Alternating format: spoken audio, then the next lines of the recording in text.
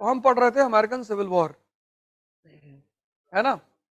3 phase पढ़े 3 phase. पहला phase Missouri agreement, दूसरा फेज एंटी स्लेवरी एक्टिविटीज, तीसरा वायलेशन ऑफ मिसूरी एग्रीमेंट, चौथा फेज कन्फेडरेशन ऑफ स्टेट्स,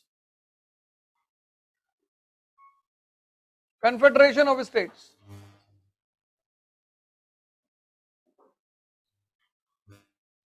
चौथा phase confederation of states. Federation क्या है? संघ। कन्फेडरेशन क्या है? परिसंघ।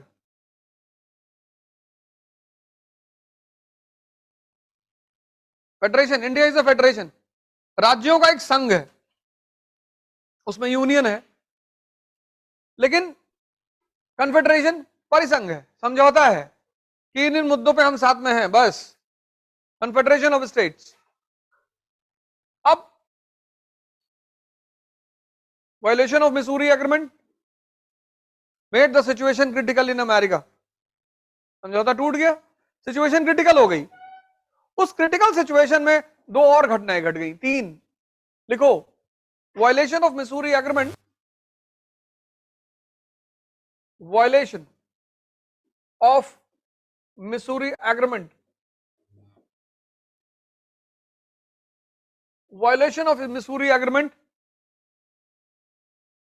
made the situation critical in America.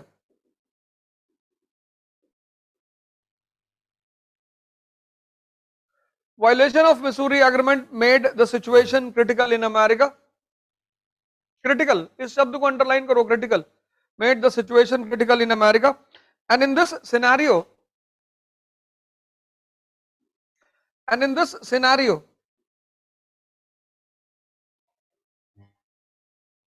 in this scenario, 3 new developments. In this scenario, 3 new developments.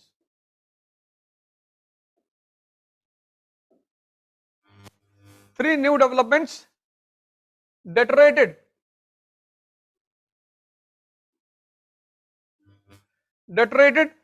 the situation in America. 3 new developments deteriorated the situation in America.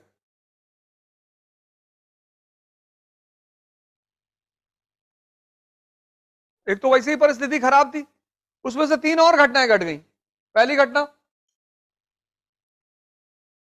Birth of Republican party.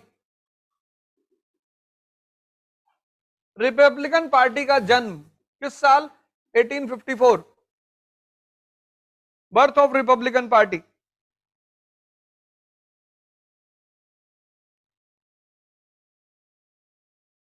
सवाल यह उठा कि इस party के जन्म लेने से खतरा बढ़ा कैसे? वो ऐसे बढ़ा कि इस पार्टी का जो मैनिफेस्टो था, घोषणा पत्र, हर पार्टी का घोषणा पत्र होता है ना, तो इस पार्टी का जो मैनिफेस्टो था, घोषणा पत्र, उसका एक हिस्सा था एबोलिशन ऑफ स्लेवरी, कि अगर हम पावर में आए तो दास प्रथा को खत्म कर देंगे। लिख लो, an important part of its manifesto, an important part of its manifesto was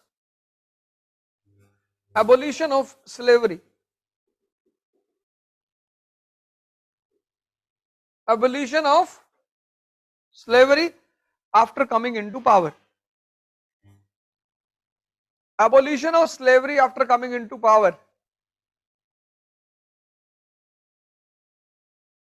BJP, Congress, सब सारी पार्टियों का एक मैनिफेस्टो होता है, घोषणा पत्र।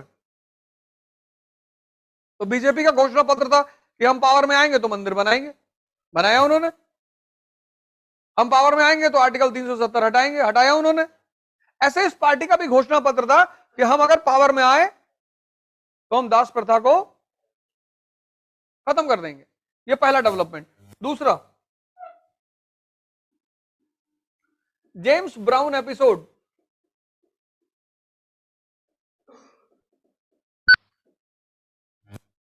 James brown episode. अब ये कौन है? ये दासों का एक बहुत बड़ा सिंपथाइजर था। He was the sympathiser of slaves. He was the sympathiser of slaves. sympathizer of slaves who raided military arsenal,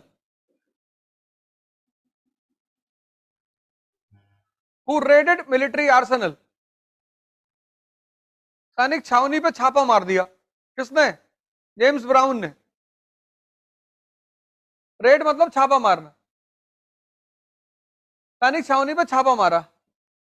क्या किया छापा मार के? Military arsenal and provided arms and ammunition to the slaves. Provided arms and ammunition. स्लेवों को क्या मुहैया कराया? हथियार, अस्त्र शस्त्र। और कहा उड़ा दो अपने मालिकों को, कहा उड़ा दो। ये दूसरी घटना घटी। तीसरी घटना घटी, ये खतरनाक घटना थी। 1860 Abraham Lincoln became Republican president of America. 1860 में अब्राहम लिंकन क्या बन गए? अमेरिका के रिपब्लिकन राष्ट्रपति। रिपब्लिकन पार्टी का मैनिफेस्टो क्या है? Abolition of slavery. This was the message to southern states. लिख लो, this was the message to southern states that the days of slavery were over. This was the message to southern states कि अब जो दास प्रथा के दिन है वो खत्म। इन दिस सिचुएशन, इस परिस्थिति में, in this situation 7 southern states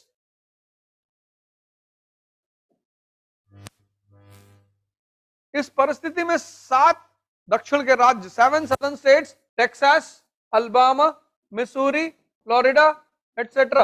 etcetera मतलब बाकी 3 मुझे नहीं याद है, तो तुम घर पे जाके लिख लेना देख के। Texas, Alabama, Missouri, Florida, etcetera separated from the union and formed confederation of states. Separated from the union and formed confederation of Davis Jefferson was the head of this confederation. Davis Jefferson was the head of this confederation. 3 महत्वपूर्ण घोषणाएं की इसने। पहला, slavery is a legal institution. पहली घोषणा, slavery is a legal institution. Special status to the states. वो जो दोहरी नागरिकता का सिद्धांत है ना, वो यहीं से शुरू हुआ। स्टेट को भी नागरिकता। Special status to the states. Third, no change in tariff policy. No change in tariff policy. This was the beginning of civil war in America, which was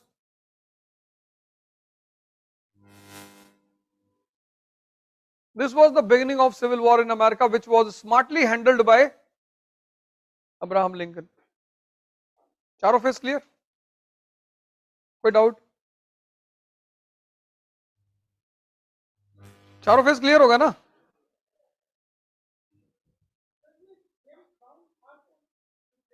जैसे ये है हमारी मदर टेरेसा, सोशल वर्कर है ना। ये social work क्यों नहीं मारेगा? वो बहुत द्रवित हो गया उनकी पीड़ा देख के, कह रहा इतना कष्ट में तुम जी रहे हो, मार डालो इनको, हम तुम्हारा साथ दे रहे हैं। किसी भी परेशान आदमी को सिर्फ क्या चाहिए होता है? सहारा। जैसे लोग बहुत बाहर, मान लो लोग बहुत परेशान है, इनको सहारा ही तो चाहिए। अभी कोई सड़क पर आ जाए लीडर, सरकार के खिलाफ बोलो, पब्लिक देखो उसके पीछे कैसे भागने लगेगी। नेतृत्व यही तो है, वो कनेक्ट हो गया ना, समझौता, फिर मूवमेंट, फिर वायलेशन, फिर अलगाव, ये सारी बातें कनेक्ट हो गई ना एक दूसरे से।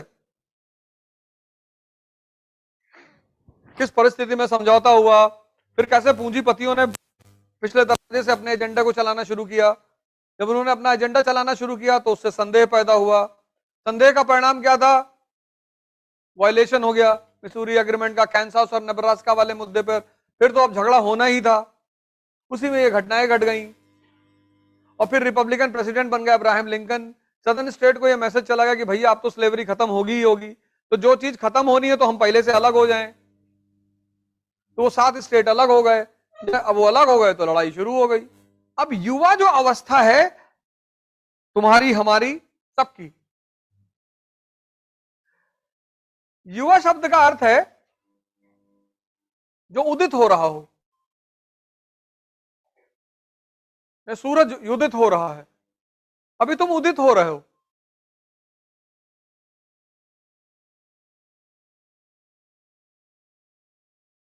तो जहां पे तुम सबसे ज्यादा स्थिर होगे वहीं सबसे ज्यादा रोशनी निकलेगी।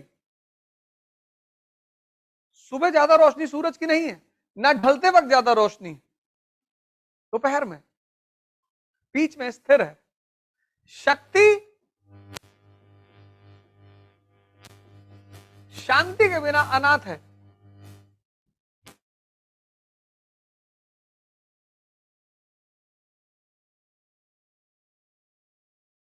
शक्ति शांति के बिना अनाथ है और दिशा के बिना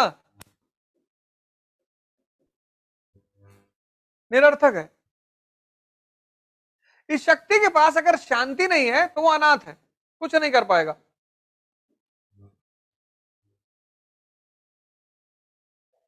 आज आईएएस की तैयारी करेगा, कल सीजीएल की करेगा, परसों सीडीएस भी देने की सोचेगा।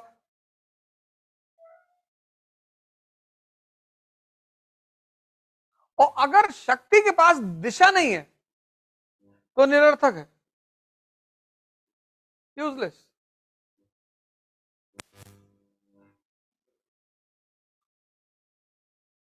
क्योंकि करना तो उसे कुछ है,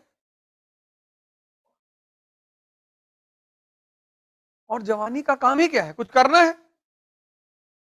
लेकिन कुछ करने के लिए स्थिर होना पड़ेगा, क्योंकि तुम किसी भी फील्ड में जाओगे चुनौती बराबर रहेगी।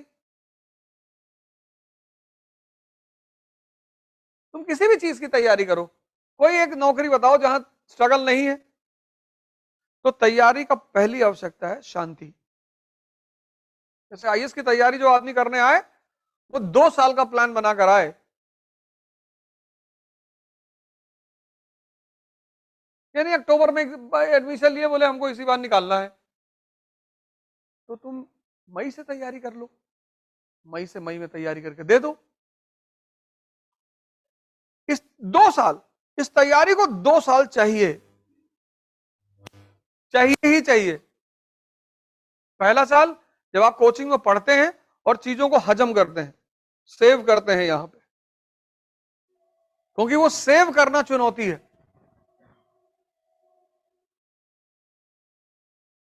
ईस्ट इंडिया कंपनी और भारत के राज्य, तो ईस्ट इंडिया कंपनी 1765 में बंगाल पे कब्जा कर लेती है, इलाहाबाद की संधि।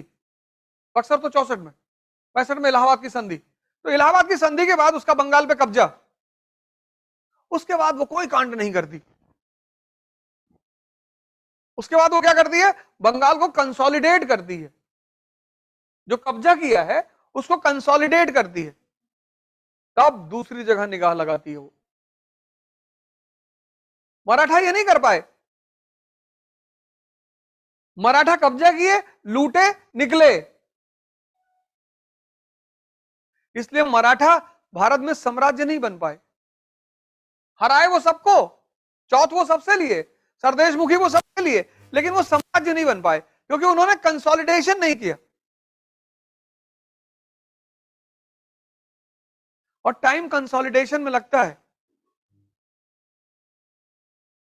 कि जितनी चीजें पढ़ रहे हो इसको यहां हजम करने में टाइम लगेगा। उसके अपने तरीके हैं, या तो लिखो और या किसी को समझाओ।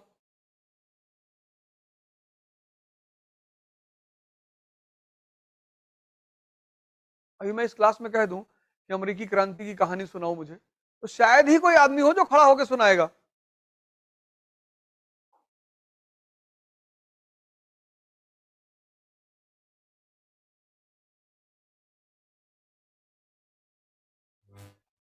सुनाओगी?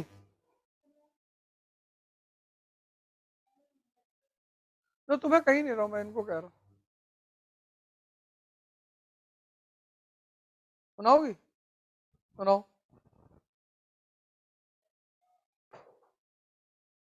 हाँ वहां तो मैंने बताया नहीं था बीच में, सीधे सुनाओ।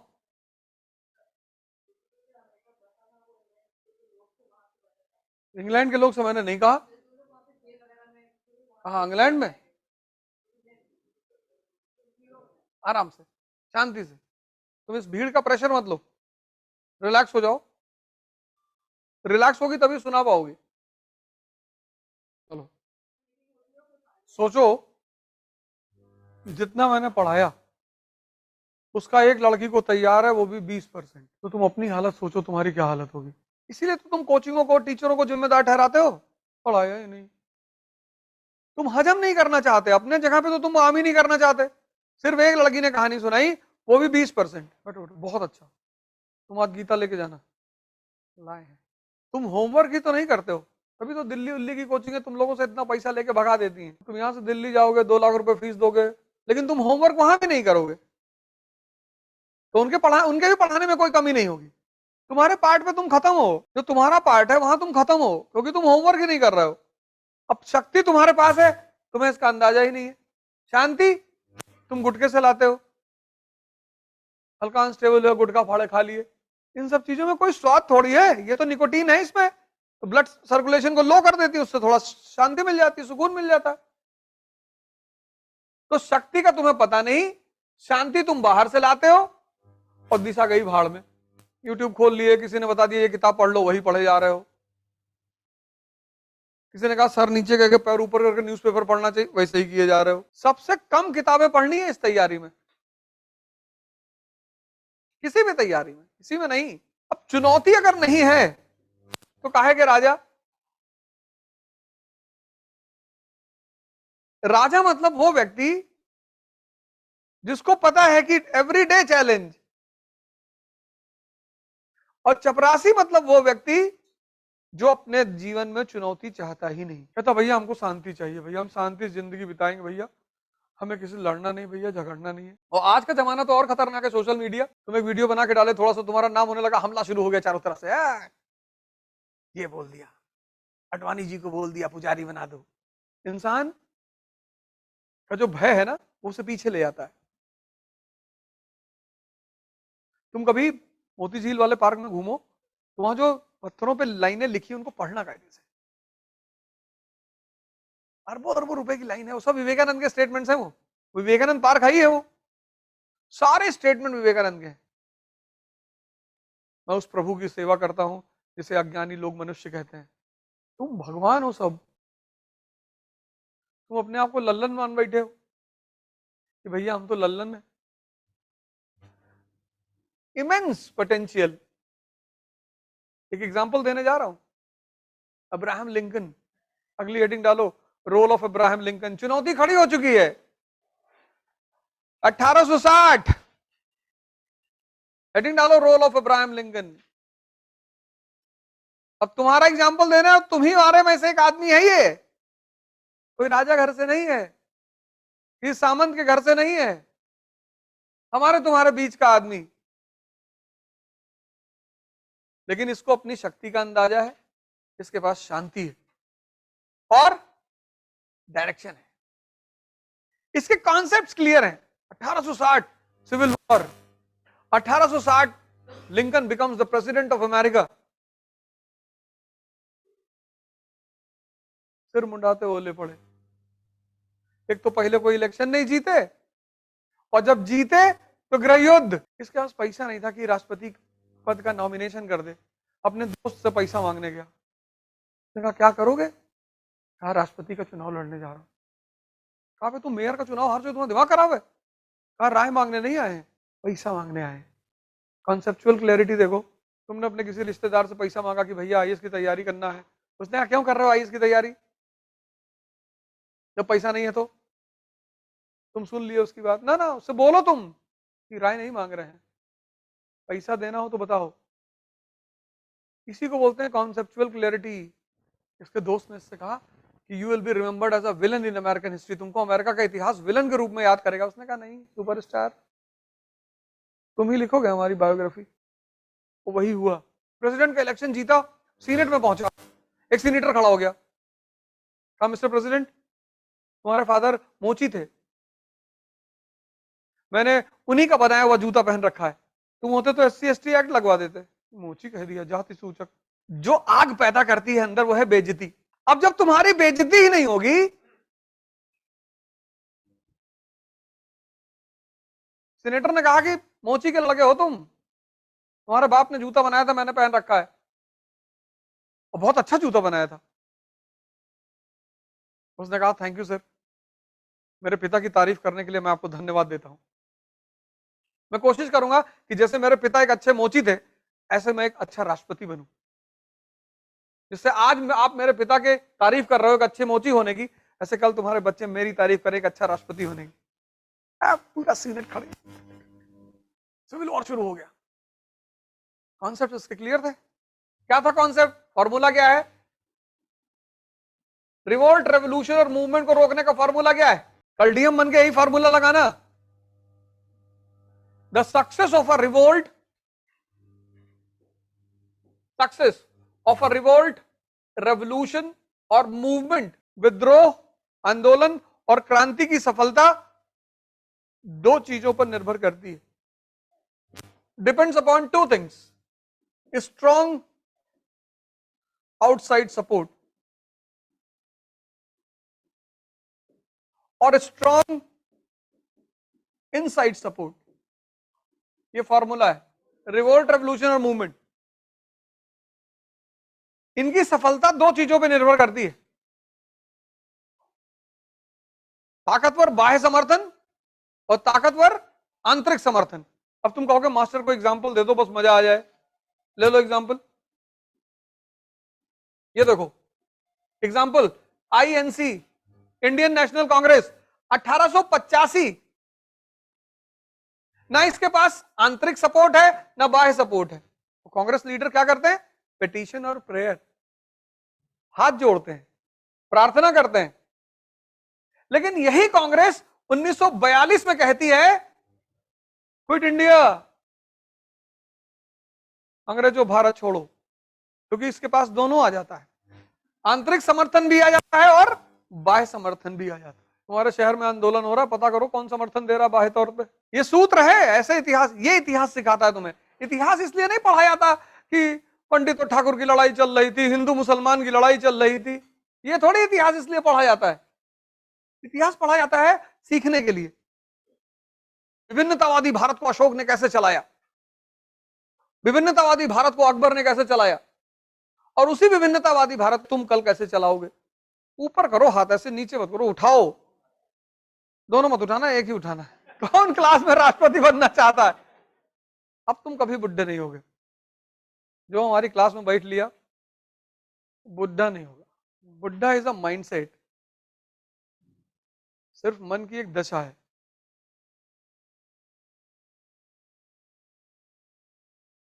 जब तुम अपने पांव के पंजों पर ध्यान दो, तो छूट गए कि नहीं? कितना सिकोड़ के रखा था तुमने उन्हें। जैसे यहां पे सिकुड़न पैदा होती है, ऐसे पैर के पंजे, इसीलिए तो पैर के पंजों की मालिश को बड़ा इंपॉर्टेंट चीज कहा जाता है।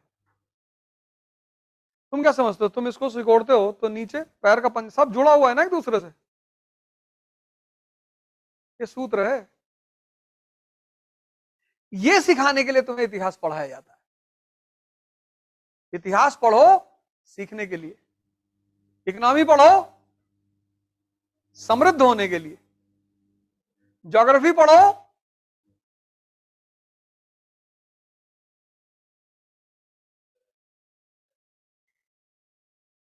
क्या बनाने के लिए?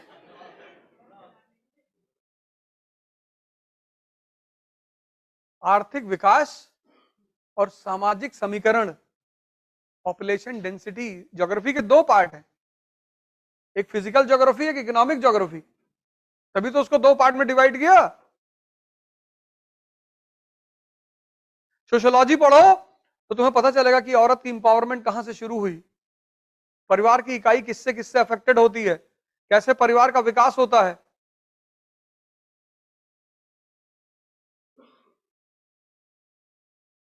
तुम पढ़ते हो यार रटने के लिए, अभी तुम्हें नेशनल इनकम पूरा क्लियर हो जाए, जीडीपी का मेन सोर्स कहां से है, कहां कहां से पैसा आता है, कौन से सेक्टर वीक है, तो वही तो इंप्रूव करोगे। आज अगर तुम्हें पूरा हमारा ग्रॉस डोमेस्टिक प्रोडक्ट में क्या क्या परसेंटेज है, किसका कितना परसेंटेज है, कहां पे कम चल रहा है, कहां पे ज्यादा चल रहा है, कहां पे बहुत बुरी स्थिति है, अगर ये सब चीजें समझोगे तभी तो विकास कल पॉलिसी बनाओगे। तो रटने के लिए क्यों पढ़ रहे हो? जब तुम्हें कल पॉलिसी बनानी है तो रटने के लिए क्यों पढ़ रहे हो? क्लियर? अब इसका पहला स्टेप क्या होगा लिंकन का? आउटसाइड सपोर्ट पे नजर गड़ाओ, और तुम्हें सपोर्ट वही करेगा जिसका तुम इंटरेस्ट पूरा करोगे। First point.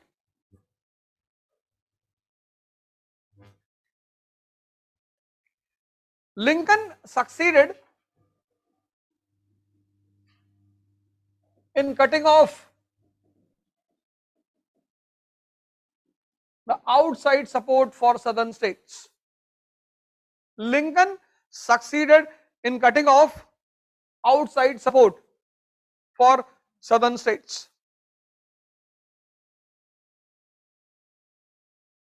कैसे? क्वेश्चन मार्क लगाओ। Succeeded in cutting off outside support for southern states. He sends a diplomatic mission to Britain and France. Diplomatic mission, underline करो। He sends a diplomatic mission to Britain and France, requesting them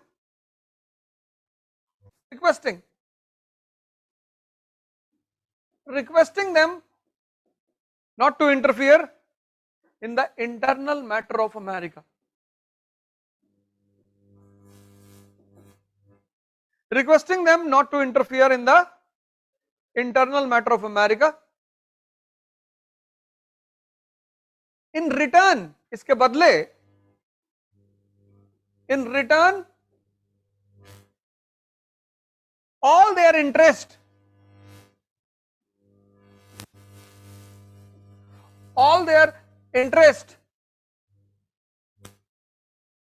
will be protected in America. Underline करो, all their interest will be protected in America, plus America will help them, America will help them at the time of their need. America will help them at the time of their diplomatic mission. किसको? Britain और France को। Request, sir हमारे आंतरिक मामले में मत दखलंदाजी करो sir, तुम्हारा अमेरिका में जो भी इंटरेस्ट है हम प्रोटेक्ट करेंगे सर, और जब भी तुम्हें हमारी जरूरत पड़ेगी हम तुम्हारी मदद करेंगे। अब क्या हुआ? ये डायग्राम बनाओ वहीं पे। Northern states industrialised states, southern states agricultural economy, Europe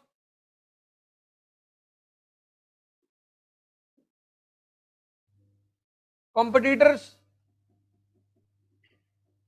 कल मैंने बताया था फ्रेंड्स। अब सदर्न स्टेट्स को भरोसा था कि जब कभी भी इन दोनों में झगड़ा शुरू होगा तो इनको सपोर्ट किसका मिलेगा? ब्रिटेन और फ्रांस का। कश्मीरी सेपरेटिस्ट, जानते हैं पाकिस्तान का सारा पानी कश्मीर से निकलता है, तो जब भी हमारे पर मुसीबत आएगी हमें सपोर्ट कौन करेगा? पाकिस्तान। और अगर पाकिस्तान नहीं भी करेगा तो ओपेक कंट्रीज करेंगी, ऑयल प्रोड्यूसिंग कंट्रीज करेंगी इस्लाम के नाम पे। इस्लामिक भाईचारा, इस्लामिक ब्रदरहुड,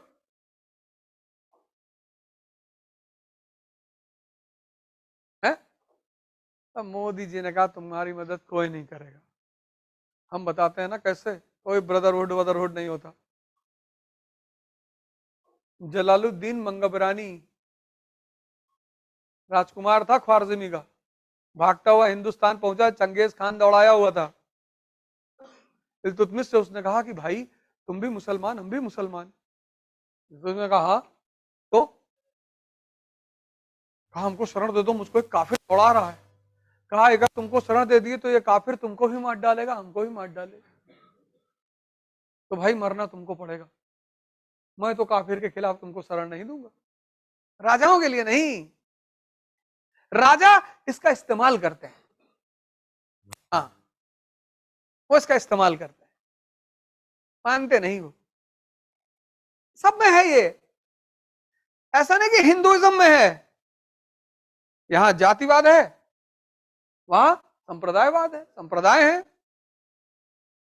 किसी सुन्नी से अहमदिया की तारीफ कर दो, कोई सुन्नी मुसलमान उससे अहमदिया की तारीफ कर दो, देखो बस चलो तुमको दो चांटा मार भी दे। तुमको ये लगता है कि तुम ये सब हिंदुइज्म में, सब में है, सिखों में है। हाँ, जहां अमीरी ज्यादा वहां दिखाई कम पड़ता है। जहां जैसे तुमको लगता हो कि जो बड़े बड़े घर हैं ग्रीन पार्क की तरफ, वहां झगड़ा नहीं होता। झोपड़पट्टी में तुम्हें डेली झगड़ा दिखाई पड़ता है कि आदमी ने औरत का बाल पकड़ रखा है, लड़का कुकर लिए खड़ा है, तो तुम्हें लगता है कि यार गरीबी में झगड़ा बहुत होता है। अमीरी में भी होता है, लेकिन अमीरी में क्या होता है कि माता जी लंदन में, पापा न्यूजीलैंड में, लड़का अमेरिका में, जब घर में कोई है ही नहीं तो झगड़ा कहां से होगा। अमीरी जो है वो झगड़े को छिपा लेती है, होता दोनों जगह है। अब इनको कॉन्फिडेंस था कि हमको मदद करेंगे क्योंकि हमारा, इनका इंटरेस्ट हमसे पूरा होता है। कॉन्फिडेंस भी सही था कि हम दोनों एक दूसरे के इंटरेस्ट के पूरक हैं, तो हमारी तो तुम मदद करोगे। लेकिन सिविल वॉर शुरू किस ईयर में हुआ? 1860 में। सिविल वॉर शुरू हुआ 1860 में, और 1860 में ब्रिटेन और फ्रांस रूस के खिलाफ लड़ रहे हैं, रशिया के खिलाफ। कहां? ईस्टर्न यूरोप में। कौन सा? Crimean, Crimean war. लिखो लिखो लिखो लिखो लिखो लिखो लिखो 1860 civil war. 1860 Britain and France were fighting against Russia. 1860 civil war, 1860 Britain and France were fighting against Russia. कहां? Eastern Europe. कौन सा युद्ध? क्रीमियन। तो दिमाग लगाओ, mature people never fight on. समझदार लोग दो सीमाओं पर युद्ध नहीं करते। पहली, और तुम्हारा सारा इंटरेस्ट तो अमेरिका में वैसे ही बचा हुआ है, लड़ाई किसकी है? इंटरेस्ट की। और लिंकन कह रहा है तुम्हारा सारा इंटरेस्ट सेफ, तो भाड़ में जाए सदर्न स्टेट। तो यूरोप ने कहा कि भाड़ में जाए सदर्न स्टेट। कौन है southern state? And this was the first biggest achievement of Lincoln, cutting off outside support.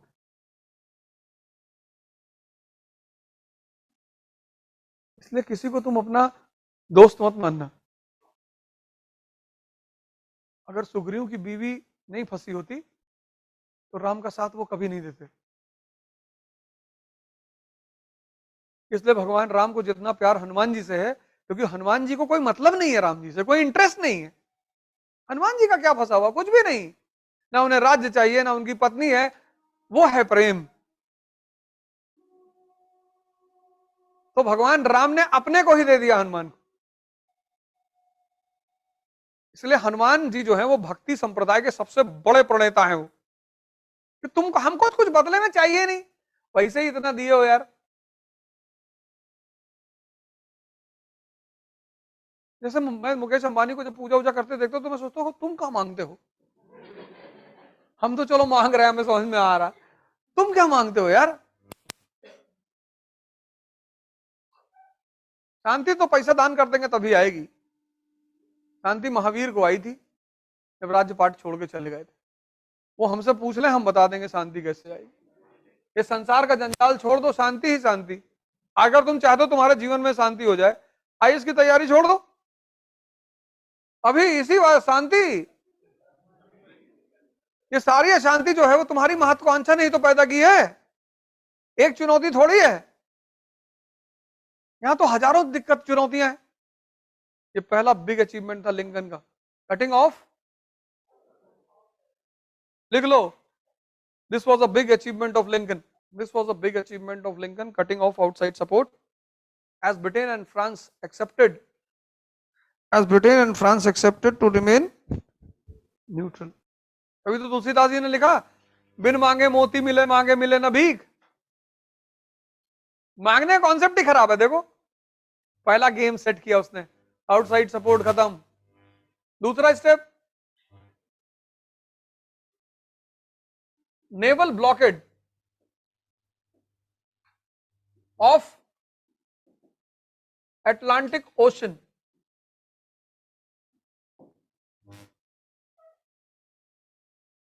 Atlantic महासागर में पूरी नौसेना लगा दी।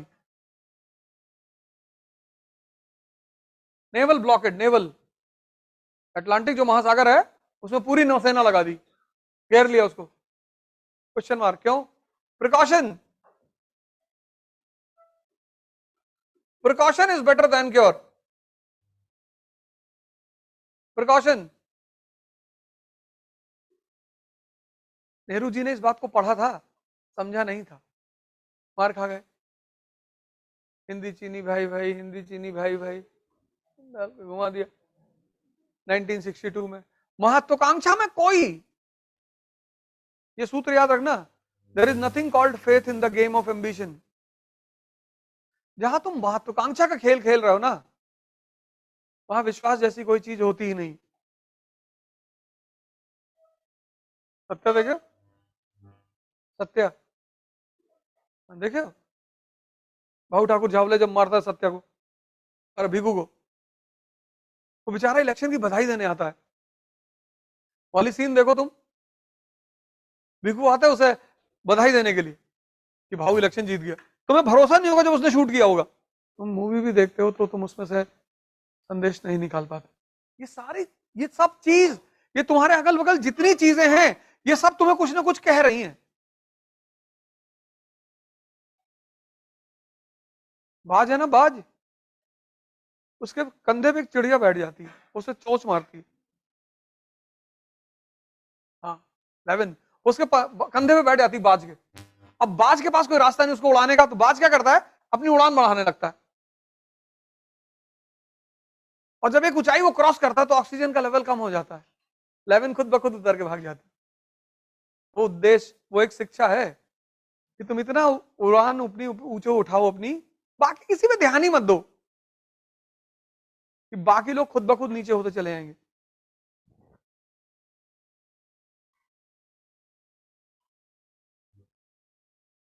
प्रिकॉशन दुनिया का सबसे बड़ा सिद्धांत है। दुर्योधन अपनी मां से मिलने जा रहा लास्ट में, कृष्ण जी आगे बीच। जब भी महत्वाकांक्षा का गेम खेलना, वहां कोई भरोसा होता नहीं। वहां भरोसे का मतलब धोखा ही होता है। प्लासी का युद्ध, सिराजुद्दौला, मीर जाफर, ये सब सीखने के लिए, पढ़ने के लिए नहीं है। तुम पहले पढ़ रहे थे किताब उताब खोल के, कभी तो तुम्हारा मन कह रहा था कि कितना पढ़ोगे यार, 20 साल से पढ़े, कुछ सीखे नहीं पाए। प्रिकॉशन, इन केस मान लो सदर्न स्टेट प्रपोज कर दें ब्रिटेन और फ्रांस को कि सर हम आपकी टेरिटरी, भाई तुमने इंटरेस्ट ही तो दिखाया है, वो भी दिखा देंगे कि सर हम आपकी टेरिटरी। सर सदर्न स्टेट को कहा जाएगा लार्जर ब्रिटेन, तो ब्रिटेन आ जाएगा ना। भाई तुमने किसी को 100 रुपया दिया कि बीच में मत आना, अगले ने 500 पकड़ा दिया। प्रिकॉशन, इन केस, लिख लो, in case Britain and France change the side, Lincoln will be able to handle the situation. In case Britain and France change the side, Lincoln will be able to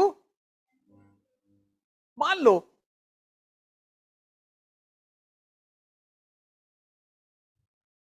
तीसरा step बहुत खतरनाक step, बहुत changes the issue, सबसे खतरनाक step waste Bengal.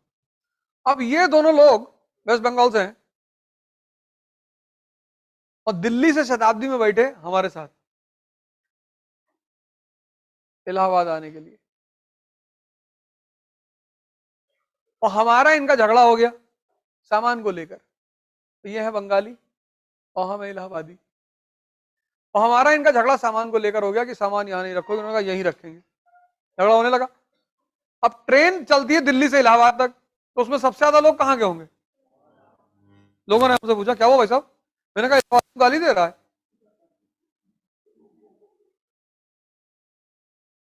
वहां जितने लोग इलाहाबाद, अब वो झगड़ा सिर्फ मेरा नहीं रहा, अभी गए उनको उतार के ट्रेन की पटरी बैठाएंगे सब। यहां लड़ाई किस लिए शुरू हुई? स्लेवरी के लिए।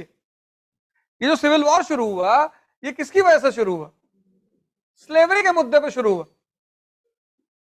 लेकिन जब सिविल वॉर शुरू हुआ, सुन लो फिर मैं डिक्टेट कर दूंगा, जब सिविल वॉर शुरू हुआ तो लिंकन ने कहा I am not fighting for slavery, मैं स्लेवरी के लिए नहीं लड़ रहा। लोगों ने कहा फिर किसके लिए लड़ रहे हो? कहा मैं अमेरिकन यूनियन के लिए लड़ रहा हूं,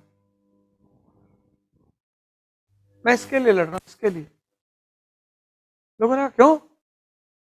कहा इस यूनियन को बनाने में हमारे पुरखों ने बहुत खून बहाया था। The people of America became emotional.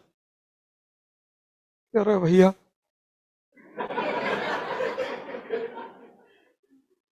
सही कह रहा है, गुड्डू के बाबा भी मरे थे उसमें, मुद्दा ही घुमा दी।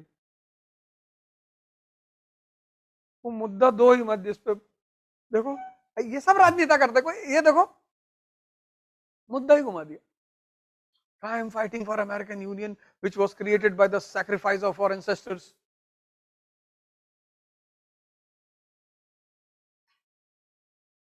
और मैं बार बार कहता हूं किसी को हराना है उसको उलझा दो।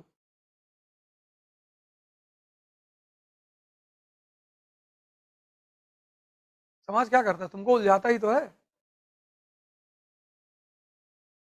ये समाज बस एक चीज करना चाहता है, तुमको उलझाना चाहता है, क्योंकि वो जानता अगर तुम उलझे तो तुम गए।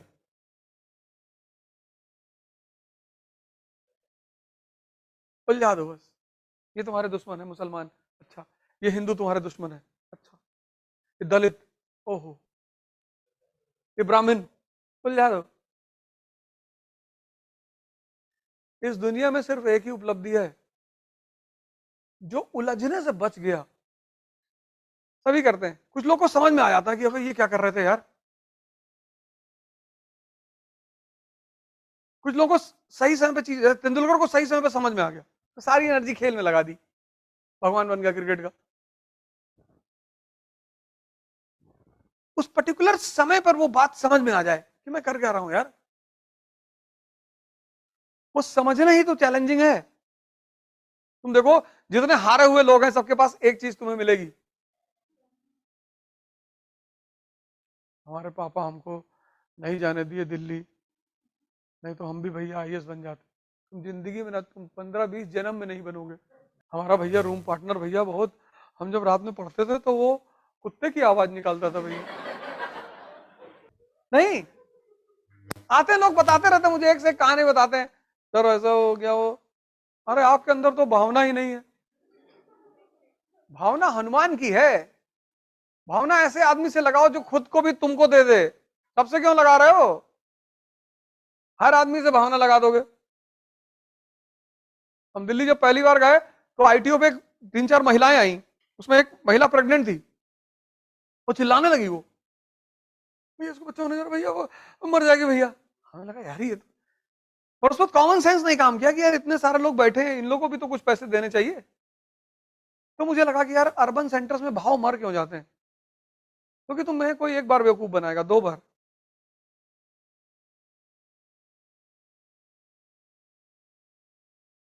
हम तो फैजल भाई से मना कर रहे थे, कहाँ ये कानपुर में कोचिंग खोल रहे हो यार,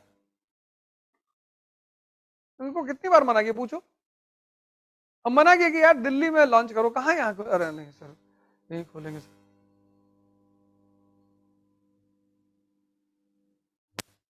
क्योंकि दिल्ली में जब कोई आता है तो उसकी हिम्मत है कि पैसा नहीं लाए, पैसा नहीं लाए, पैसा कहाँ है जी, ये लाए और रखो दे तो 2 लाख रुपए, जी जाओ जाओ क्लास में बैठो। 500 800 की क्लास बैठी हुई है, किसी की मजाक कोई लड़का कहते हैं हमको नहीं समझ में आ रहा है, 2.5 3 3 घंटे की क्लास, 2 क्लास एक साथ, 7:30 से 10 और 11 से 3 क्लास में बेहोश हो गए। सर कुछ समझ में नहीं आ रहा सर। हाँ वो नहीं आएगा, वो तुमको आएगा 10-12 हजार साल बाद। अरे वहां वहां दिल्ली क्लास में कोई क्वेश्चन पूछता है जैसे यहाँ कोई नहीं पूछता, 1-2 लोग पूछते, वहां तो और लड़के होते हैं, एक क्लास में 600 लड़के 500 लड़के बैठे हुए डर के मारे कि बेइज्जती ना हो जाए, राणा के खानदान से हो, नहीं नहीं।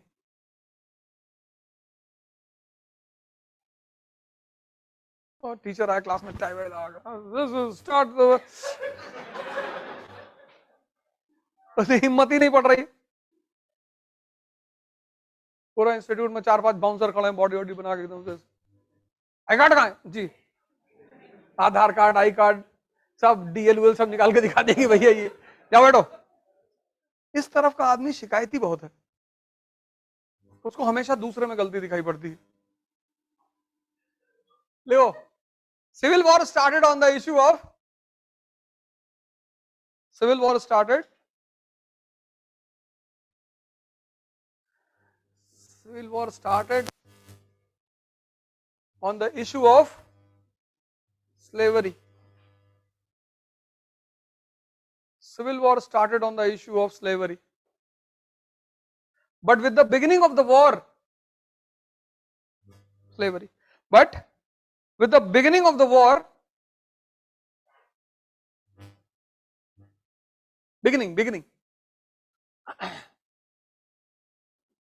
But with the beginning of the war, Lincoln changed the issue. But with the beginning of the war, Lincoln changed the issue. As he said,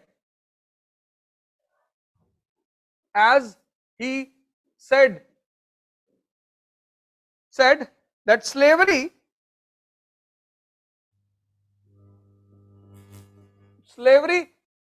is not a matter of concern.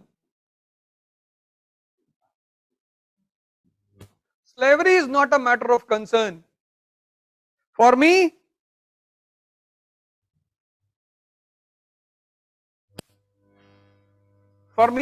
the important thing is American Union. For me, the important thing is American Union, which was created.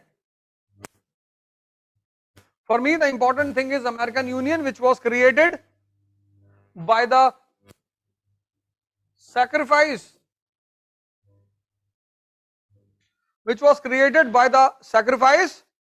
of our ancestors, which was created by the sacrifice of our, this generated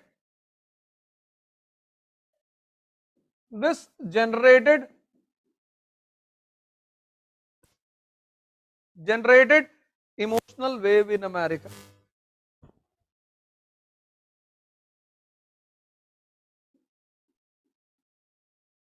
This generated emotional wave in America. Fourth step.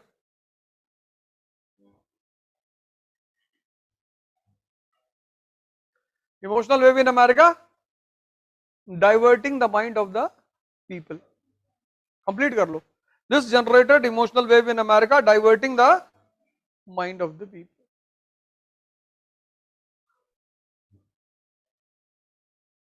Diverting the mind. mind of the people. Fourth, end of civil liberties.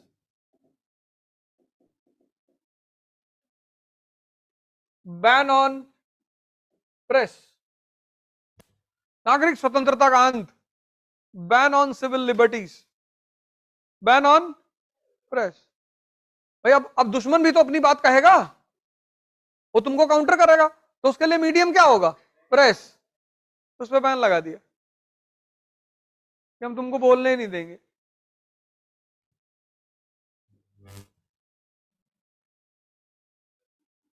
Cutting of outside support. Second, naval blockade. Third, changes the issue. Fourth, civil liberties.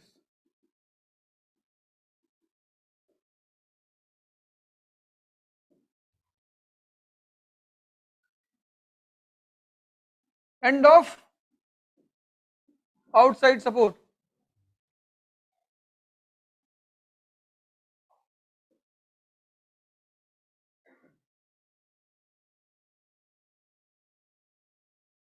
End of inside support.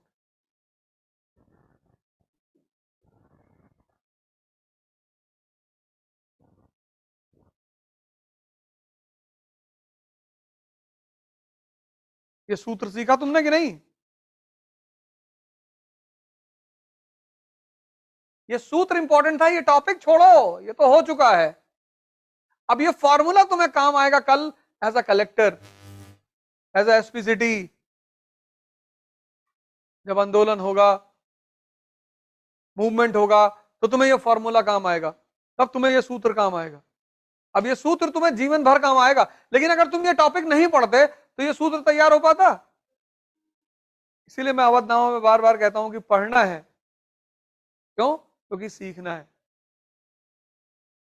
ये topic तुम पढ़े तो तुम ये सीखे कि किसी भी रेवोल्यूशन, रिवोल्ट और मूवमेंट को की सफलता किस पे डिपेंड करती है? आउटसाइड सपोर्ट और इनसाइड सपोर्ट. तो अगर तुम्हें हैंडल करना है लिंकन की तरह, तो तुम्हें इन दो चीजों पे ध्यान देना होगा. ये सीखना था, ये है प्रिपरेशन. अब ये किसी किताब में होगा? नहीं होगा. क्यों होगा? अब सब कुछ किताब में लिख देंगे तो तुम्हारा दिमाग किस लिए भगवान ने तुमको दिया है? इसलिए किताबों में सूत्र दिए होते हैं, सब कुछ नहीं दिया होता. तुम्हें उसमें अपना दिमाग लगाना होता है, सोचना होता है. अब ये इतनी बड़ी किताब है गीता, एक सूत्र पढ़ना, ज्यादा नहीं, एक. जब तक वो क्लियर ना हो जाए आगे मत बढ़ना, चाहे 10,000 जन्म लगे, कोई बात नहीं. और एक श्लोक पढ़ना, जब वो तुम्हारा पिक्चर उसकी बन जाए कि अच्छा इसका मतलब ये है, तब आगे बढ़ना. कल मैंने तुमसे कहा था कि सीखने में टाइम लगता है. तुमको यहां रहकर एहसास होता है कि कानपुर में रह रहे हैं यार, यहाँ कोचिंग है यार, सब अच्छे नहीं है. वही टीचर आते हैं सब दिल्ली से पढ़ाने वाले. कितने लोग मेरे साथ मैं जानता हूं जो कानपुर से दिल्ली गए, आए, बैठे हुए यहाँ पे, 10 लाख रुपया लुटाए, अब शांति से यहाँ बैठे. कह रहे सर सही कह रहे थे आप, सीखने में टाइम लगता है. समझ में आ गई बात ना? पांचवा कदम, अब ये अपोजिशन को प्रोपेगेंडा से रोक लेगा, लेकिन खुद तो प्रोपेगेंडा करेगा. जब ये प्रेस पे बैन लगाएगा तो ये अपना प्रोपेगेंडा कैसे करेगा? तो पांचवा स्टेप, रोल ऑफ वॉलंटियर्स.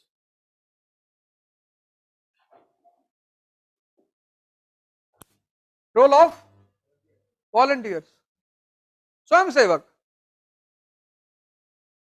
सरकार इनका सहारा लेगी. हिंदू युवा वाहिनी, इसके बच्चे घर घर जाएंगे, देश को बचाना है. ठीक. फिर छठा स्टेप, 13th अमेंडमेंट.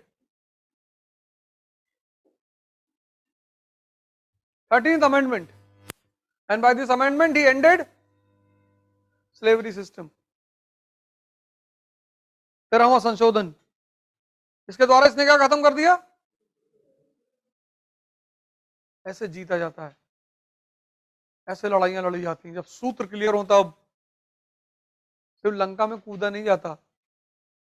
अब उसने स्लेवरी खत्म कर दी। 40% स्लेव जो साउथ में, वो गवर्नमेंट के इन्फॉर्मर बन गए कि बबलू भैया इधर से जा रहे हैं काका देव होते हुए, वहीं पीट दिए उठा के। देखो अमेरिकन रेवोल्यूशन, अब स्टोरी के फ्लैशबैक में जा रहे हैं। American revolution in the last phase of, तुम देख लो क्या पूछ रहे थे। American revolution in the last phase of 18th century, ये डायग्राम बना लिया ना। American revolution in the last phase of 18th century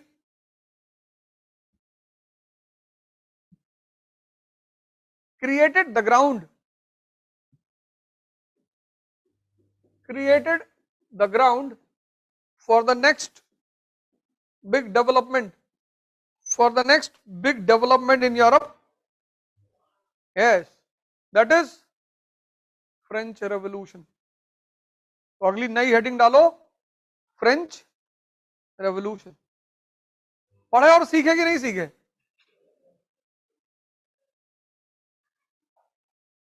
French revolution. फिर वही फेजेस पढ़ाए ना, फेजेस। अब इसमें मैं तुमको आउटलाइन दूंगा, पीडीएफ नोट्स दूंगा, इंग्लिश में भी हिंदी में भी, और वीडियो लेक्चर। नहीं तो ये 5 घंटा खाएगा। अब मैं तुम्हें इसमें आउटलाइन कैसे, हेडिंग डालो, रीजन। कितने रीजन होंगे? 5। पहला कौन सा? Economic causes.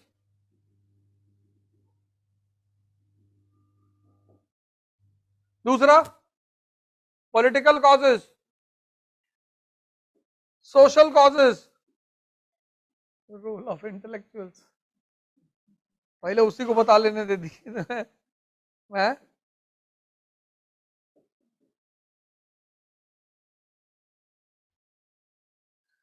अब ये तो हम लोग पढ़ चुके हैं। अब तुमको क्या देखना है नोट्स में, वो देखो। अब नोट्स जब तुम पढ़ोगे, नोट्स हमारे वर्ड में है। अब जब तुम नोट्स पढ़ोगे तो तुमको नोट्स में क्या देखना है? 1763 फाइनेंशियल क्राइसिस इन फ्रांस। लिखो 1763 फ्रांस में वित्तीय संकट। किसकी वजह से? 7 इयर्स वॉर की वजह से। 1763 फाइनेंशियल क्राइसिस इन फ्रांस। अब गौर करना, कनेक्ट करना। कंट्री फाइनेंशियल क्राइसिस से गुजर रही है, वित्तीय संकट से, और उसी वित्तीय संकट में तुमने क्या किया? Blunder of 1781, military assistance to American revolution. क्या हो गया? फाइनेंशियल बैंकरप्सी, दिवालिया, आर्थिक दिवालियापन, खत्म। अब बिना पैसे के ना तो परिवार चलता है और न राष्ट्र। और 1781 में फ्रांस किसका शिकार हो गया? आर्थिक दिवालियेपन का। अब कनेक्ट करो कि राष्ट्र आर्थिक दिवालियेपन का शिकार है, तो उससे political crisis, collapse, collapse of administrative structure, प्रशासनिक संरचना का पतन। भाई सैलरी नहीं मिलेगी, कौन काम करेगा? Collapse of administrative structure plus incompetent ruler. Louis 16। जब तुम किसी पद पे होते हो तो लोग तुमसे कुछ एक्सपेक्ट करते हैं कि तुम ऐसे हो गए, तुम ऐसे हो गए, तुम ऐसे हो गए। राजा, कुछ चीजें हैं जो एरिस्टोक्रेसी को शोभा नहीं देती, करनी भी नहीं चाहिए उन्हें।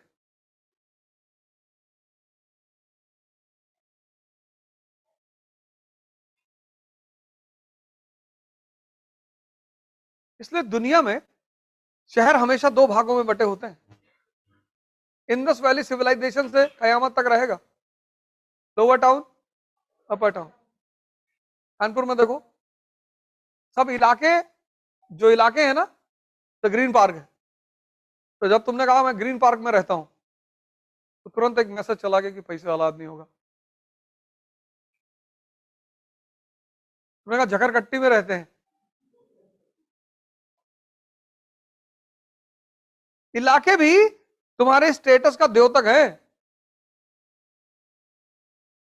तो तुमसे किसी ने पूछा दिल्ली में कहाँ रहते हो, तुमने कहा अशोका रोड पे। अच्छा, नमस्कार भैया, हाँ हाँ, क्या हाल है, बढ़िया भैया।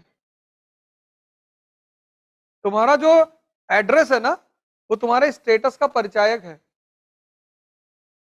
राजशाही के नियम अलग है, समाज अलग है, दुनिया अलग है, और आम आदमी अलग है।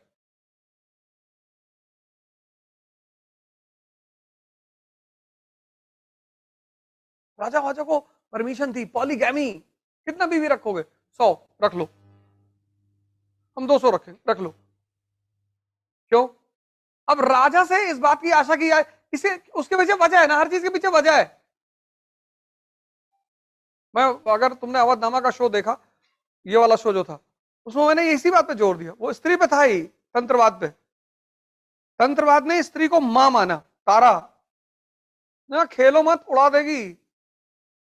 वही तो मैंने, तुम अगर तुम शो देखो, पूरा डिस्कशन इसी बात पे था कि आज जब विवाह की बात उठती है, तो आज विवाह का मतलब सिर्फ हनीमून है, बस भोग।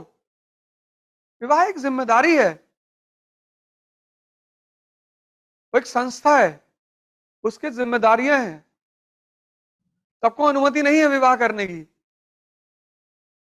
कोई आदमी तुम्हारे लिए अपना घर छोड़कर आ रहा है, तो इतना तो तुम्हारा कंधा मजबूत होना ही चाहिए कि वो तुम्हारे कंधे पर बैठ सके। और किसी भी चीज को भोगने की कोशिश करोगे, वो पलट कर तुमको भोग लेगी। तुमने फॉर्च्यूनर खरीद लिया, तो खरीद तो लिया किसी तरह, रोग आके मेंटेनेंस, कुछ भी तुम सोचते हो मेरा बड़ा सा मकान हो 4 बीघे में, तो जब पुताई होगी तो एक मकान की बनवाने भर का कॉस्ट लगेगा पुताई करवाने में। यह संसार का नियम है कि जिसको भी तुम भोगने की फिराक में हो, वो भी तुम्हें पलटकर भोगेगा, वो चाहे जिंदा हो और या मूर्त हो। तुम 2 लाख रुपए का फोन रखते हो, गिर गया, 4 दिन कोमा में रहोगे। हमारा फोन है 5,000 रुपए का।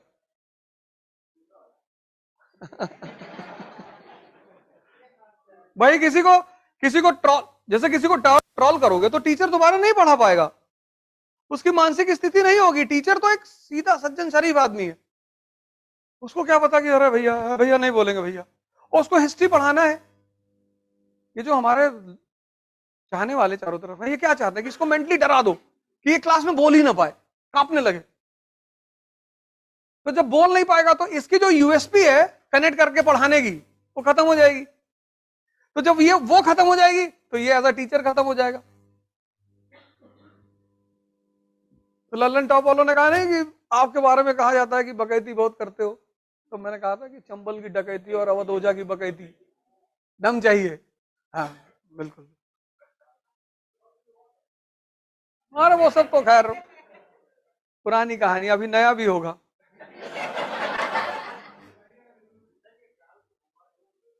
ये हमारे एक बड़े अच्छे दोस्त हैं, किसी जमाने में कसाई हुआ करते थे वो।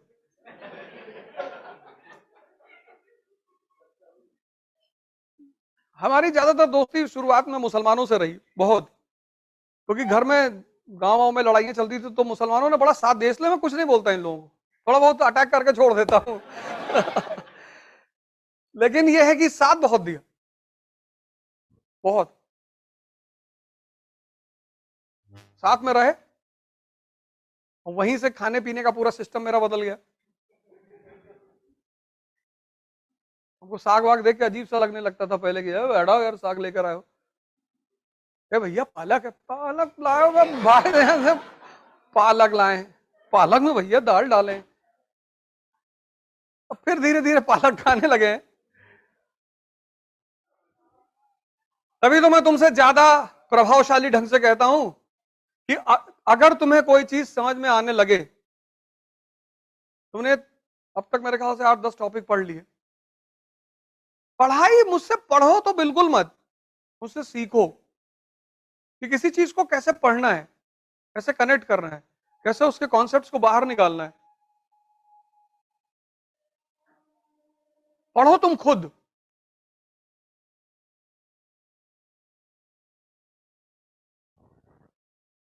ग्रेजुएशन किए, 10th किए, 11th किए, 12th किए, इतना पढ़े, कुछ दिमाग में सेव हुआ? कुछ भी नहीं हुआ। तो तुम खाते हो, अगर तुम्हारी बॉडी में वो नहीं लगता तो वो खाना वेस्ट चला गया कि नहीं चला गया? अब देखो मैं यहां तुमसे क्या कहना चाहता हूं, उसको समझो कि यहां पे कौन सी कहानी मैं तुम्हें सुना रहा हूं। तो अब मैं तुमसे यह कह रहा हूं कि राजशाही और जो आम आदमी है उसकी सोच एकदम अलग है। स्त्री की बात मैं कर रहा था। स्त्री एक शक्ति है। ये आम आदमी इसीलिए परेशान है अपनी पत्नी से, वो उसको इज्जत नहीं करना चाहता।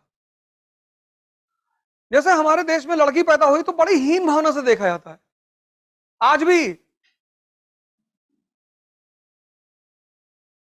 जैसे कई बार ऐसा होता है, मेरे ही साथ होता है कि बात चल रही है, 2-4 लोग बैठे हैं, तो आपके भाई कितने बच्चे? तो बताया 3 बेटियां।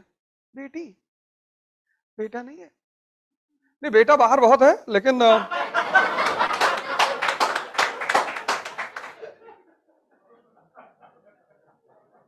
अजीब पागल लोग हैं।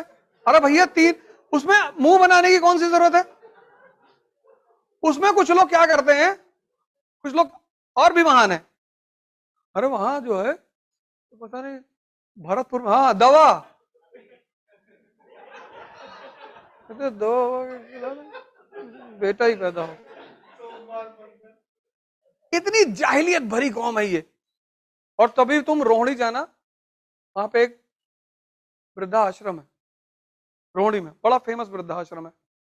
वहां जितने भी वृद्ध हैं उसमें से किसी को भी लड़की नहीं है।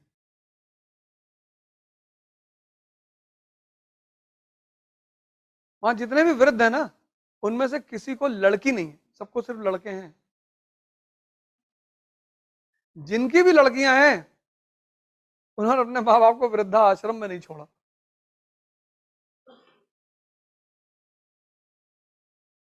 तो मेरी तो बीच वाली बेटी है, अगर जब वो मैं खाना नहीं खाया, दवा, शाम को फोन करेगी, पापा वो तुम वॉक पे गए थे? हाँ हाँ। शेयर कर लिए जी। Responsibility, care. ऐसा नहीं कि लड़के नहीं है, पर एक लड़के की कहानी अगर एक अच्छा लड़का बन गया तो उसके इतिहास में कहानी बन गई प्रहलाद की। लड़कियां ना जाने कितनी प्रहलाद पैदा हुई। वो तो खैर प्रभु कृपा है, भगवत कृपा है। अब नेहरू जी हैं, उनको एक बेटी थी, वो कहां मरे जा रहे थे, भारत के प्रधानमंत्री थे। मैं तुम्हें बता रहा हूं समाज की मानसिकता, और उस मानसिकता से तुम प्रभावित हो जाते हो। ये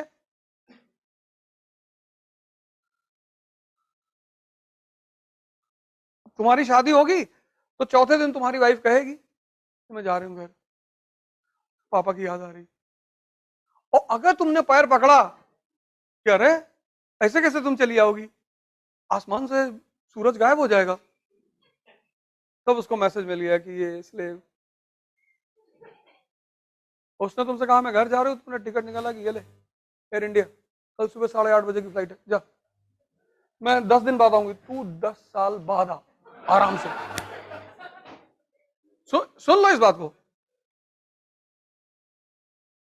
किसी को, 2 बातें समझ लो इस बात से, किसी को भोगने की कोशिश मत करो, चाहे वो लिविंग हो चाहे नॉन लिविंग हो। और हर आदमी को इंसान समझो, उसका महत्व समझो, उसका इंपॉर्टेंस समझो। तुम पढ़े लिखे लोग हो समाज के, ये राजा हैं, इनकी बीवी थी मारिया एंटोनेट, ऑस्ट्रिया के राजा की बेटी थी, बहुत खूबसूरत। औरतें सिर्फ खूबसूरत ही होती हैं, लड़के ही होते हैं या तो खूबसूरत है या नहीं है। तो इनकी बीवी बड़ी खूबसूरत थी, तो दिन भर शीशे के सामने बैठी रहती थी और शीशे से पूछती थी कि दुनिया में सबसे खूबसूरत कौन। और ये भाई साहब उसके पीछे 24 घंटे खड़े रहते थे कि मैडम आप, मैडम आप, मैडम आप। ये राजा है। देश किसका शिकार है?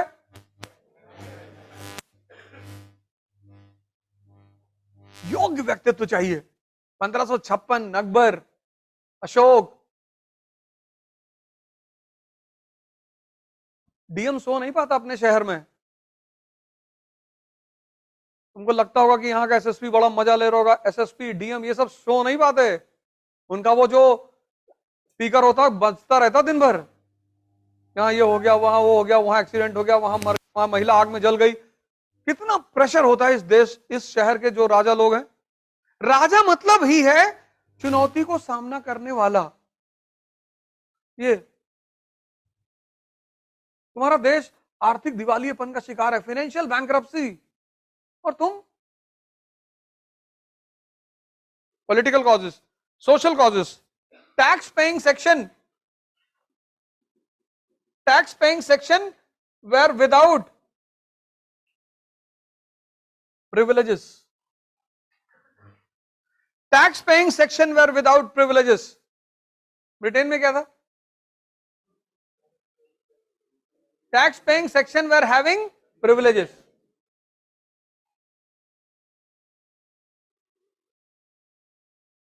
ब्रिटेन में क्या था कि जो टैक्स दे रहे हैं उनके पास क्या है? प्रिविलेज है। फ्रांस में क्या है? जो टैक्स दे रहे हैं उनके पास dissatisfaction in the society. Role of intellectuals, Voltaire, Montesquieu, Rousseau, Voltaire, freedom of expression. जैसे मैं तुमसे कहता हूं क्लास में, पूछो कोई डाउट हो, मुझे सब थोड़ी आता है। कभी कभी तुम सवाल पूछते हो मुझे नहीं पता है, तो वो मेरे लिए भी लर्निंग हो जाती है। जब मैंने तुमसे क्लास में कहा कि पूछो अपना डाउट, तो मैं इसलिए नहीं कहता कि मुझे सब पता है। हो सकता है तुमने कुछ पढ़ा और जिस एंगल से तुमने पढ़ा मैंने उस एंगल से नहीं पढ़ा, तुमने मुझसे सवाल किया और फिर मैंने तुम्हारी ढंग से सोचा कि हाँ यार ये तो ऐसे भी सोचा जा सकता है, तो वो मेरे लिए लर्निंग हुई कि नहीं हुई? Freedom of expression. बोलने तो दो यार, जब जनता बोलेगी तभी तो राजा को पता चलेगा कि गलत कहां हो रहा है। मॉन्टेस्क्यू कहता है सेपरेशन ऑफ पावर। मोनार्की में क्या था? सारा पावर एक आदमी में, लेजिस्लेचर, जुडिशरी, एग्जीक्यूटिव। अब वो अगर ऐसे निकल गया मोहम्मद शाह रंगीला तो राज्य तो गया। तो सेपरेशन ऑफ पावर। और रूसो कहता है liberty, fraternity, equality, social contract. राजशाही एक सामाजिक समझौता है। अब मजेदार बात सुनो, these intellectuals became inspiration for the people of American colonies. An American revolution became inspiration for French people. ये लिखना है। These intellectuals became inspiration for American colonies. These intellectuals became inspiration for American colonies.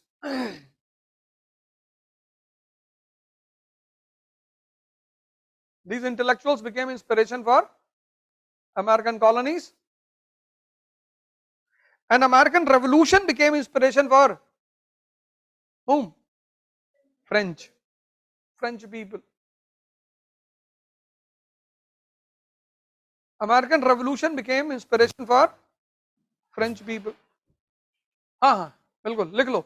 Mistakes of Louis 16। Mistakes, Louis 16 की गलतियां समझाया मैंने।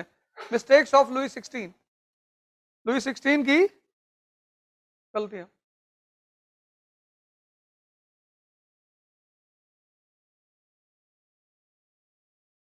आज कल तो कितनी तारीख है?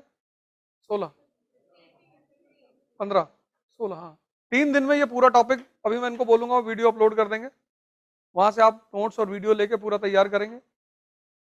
कोई डाउट बचता है तो हम क्लास में डिस्कस करेंगे, ठीक है। फेजेस, अब यहां 5 फेज हैं। पहला फेज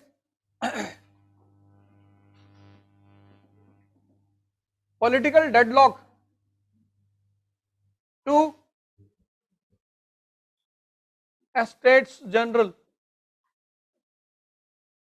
पहला फेज पॉलिटिकल डेडलॉक, राजनीतिक संकट से एस्टेट्स जनरल, पहला phase. Second, estates general to national assembly,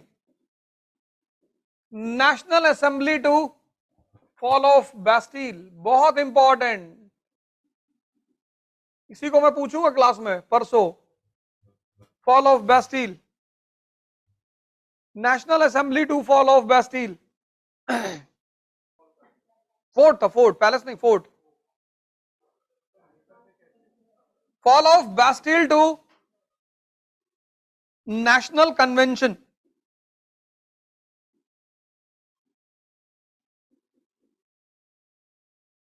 चौथा फेज।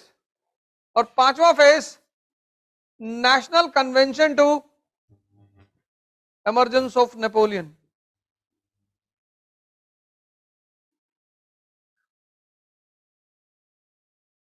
पहले फेज में क्या पढ़ोगे? रिफ्ट, पहले फेज में ये समझोगे रिफ्ट, ये पढ़ा चुका हूं मैं। दूसरे फेज में क्या समझोगे? स्ट्रगल। तीसरे फेज में ब्लास्ट। चौथे फेज में कंफ्यूजन। बड़ा प्यारा फेज है, इसको पढ़ना और आराम से पढ़ना, भागना मत। कंफ्यूजन, यहां तुम्हें एक बहुत बड़ा सूत्र समझ में आएगा जो तुमको बहुत काम आएगा। परिवर्तन संसार का नियम है, और जो परिवर्तन को नहीं समझेगा वो मिट जाएगा। परिवर्तन संसार का नियम है, और जो परिवर्तन को नहीं समझेगा और उसको सम्मान नहीं देगा वो खत्म। लेकिन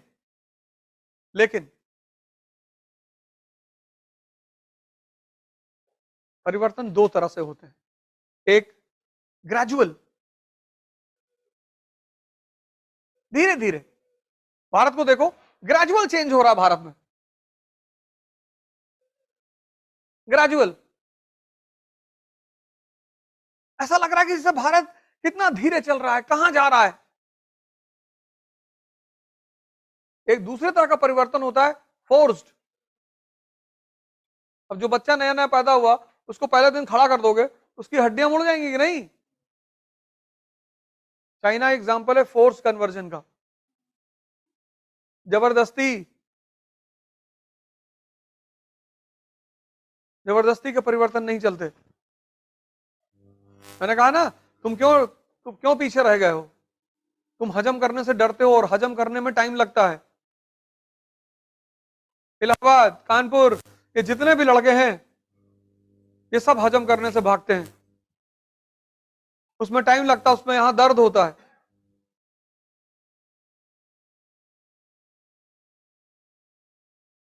अगर तुम 10 मिनट में 5 पेज पढ़ के समझ लेते हो तो समझ लो तुम्हारे ब्रेन की स्पीड अच्छी है। और एक पेज में अगर तुम्हें नींद आने लगती है तो तुम्हारे ब्रेन की स्पीड कम है, उसको बढ़ाना पड़ेगा। जैसे शरीर की स्टेमिना है, ऐसे मन की भी स्टेमिना होती है। पहले दिन दौड़ना शुरू करोगे तो 500 मीटर से आगे नहीं बढ़ पाओगे, सांस फूलने लगेगी, लेकिन इसका मतलब यह नहीं कि तुम्हारे अंदर ताकत नहीं है। जैसे जैसे तुम दिन बीतते जाएंगे, 1 महीने बाद तुम 3 किलोमीटर दौड़ने लगोगे, स्टेमिना बिल्डअप हो गई। ऐसे मन के साथ भी है। पहले दिन पढ़ोगे तो एक पेज में नींद आने लगेगी, डरने की कोई जरूरत नहीं है। ब्रिटेन में संवैधानिक विकास कितने सालों में हुआ? 400 सालों में। 1215 से लेकर 1688, 1215 से 1688, मैग्ना कार्टा से ग्लोरियस रेवोल्यूशन 400 साल। फ्रांस में 2 साल। 1789 फ्रेंच रेवोल्यूशन, 1791 फर्स्ट कॉन्स्टिट्यूशन, और क्रांतिकारी constitution. Religion was subordinated to the state.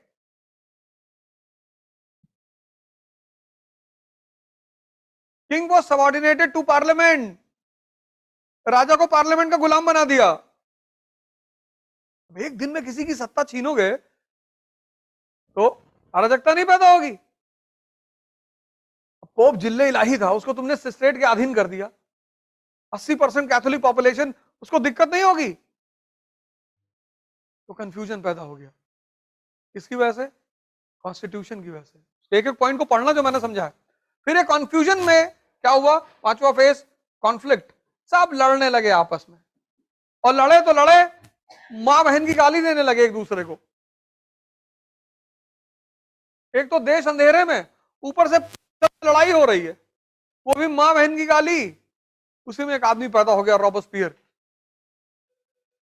Jacobin club का मेंबर, आया पार्लियामेंट में, उसने कहा मुझे परफेक्ट शांति चाहिए, कोई बदतमीजी करेगा नहीं। रविश कुमार जी आगे बैठे हुए थे, जॉन पॉल मरात बड़ा फेमस पत्रकार था, उसने कहा ओ फ्रीडम ऑफ एक्सप्रेशन, बोले निकाल इसको।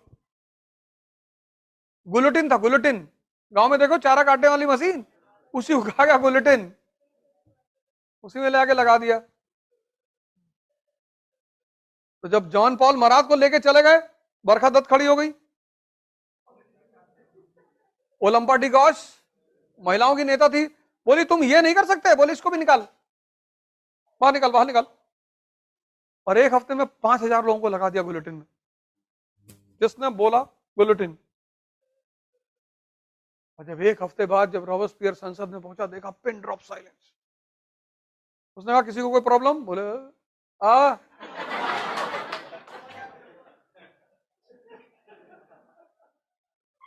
एक दिन क्या हुआ, रॉबस्पियर अपने ऑफिस से बाहर निकला, वो अकेला था, पब्लिक उसको पकड़ के लेके लगा दी बुलेटिन पे। पॉलिटिकल वैक्यूम, शून्यता, राजनीतिक शून्यता पैदा हुई, और उस राजनीतिक शून्यता में एक महान आदमी का जन्म हुआ, नेपोलियन। अगली हेडिंग डाल लो, नेपोलियन। रिफॉर्म्स और ब्लंडर, दो सब हेडिंग। नेपोलियन, दो सब हेडिंग डालो, एक रिफॉर्म्स, एक ब्लंडर। देखो तुम लोगों में से बहुत लोग कहानी सुनाना चाहते थे, पर हिम्मत तुम्हारी, मन ने तुम्हारा साथ नहीं दिया। इच्छा कईयों की थी, मार खा गए तुम। उसने हिम्मत कर ली, ज्यादा से ज्यादा मास्टर घर आएगा ही तो बोल दो। देखो सारी दुनिया हिम्मत का खेल है।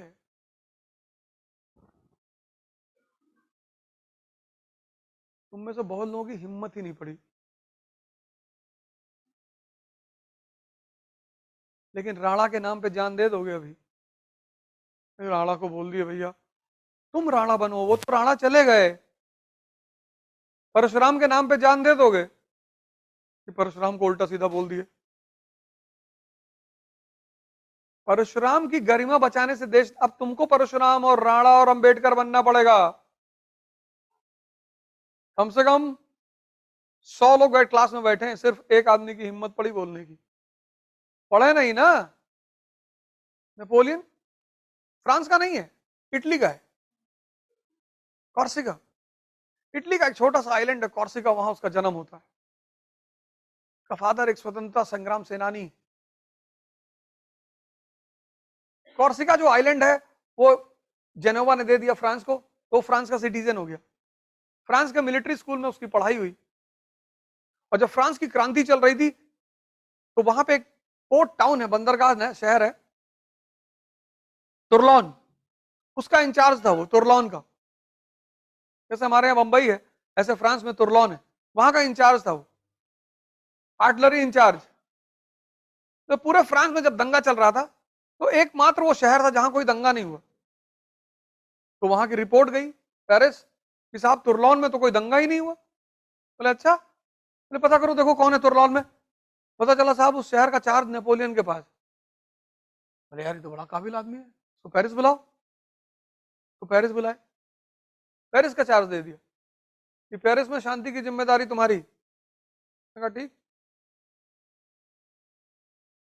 सर्च ऑपरेशन शुरू करा दिया उसने, घर घर में तलाशी लो, जहां हथियार मिले हथियार बाहर निकालो। बैस्टिल की जो लूट हुई थी उससे लोग हथियार ले गए थे। तो उसने ऑफिस में बैठा था अपने, एक लड़का भागते हुए उसके ऑफिस में आया बंदूक लिए हुए, कहा मैं अपने पापा की गन नहीं दूंगा। और उस लड़के के पीछे एक लेडी थी, उसका नाम था जोसेफिन। बड़ी अच्छी हस्ती फ्रांस की उस वक्त, देश के जितने बड़े बड़े लोग थे सबसे उनकी दोस्ती थी, विडो थी, पूंजीपति की पत्नी थी, कैपिटलिस्ट की, बड़ा नाम था, सब जानते थे उसको। उसने देखा जोसेफिन, उसने लड़के को छोड़ दिया। अब बेटा you don't want to give the gun, बंदूक नहीं देना चाहते, जाओ। और चाहिए? बड़ा पुराना तरीका पाषाण काल से स्त्री के करीब आने का। सोसाइटी में लोग दूसरे के बच्चों को बहुत खिलाते हैं कि बड़ा प्यारा बच्चा है, हाँ रख दे, माँ भी प्यारी है, रख। तो बहुत पुराना तरीके हैं ये सब। वैसा बड़ा अच्छा बच्चा, अच्छा रख।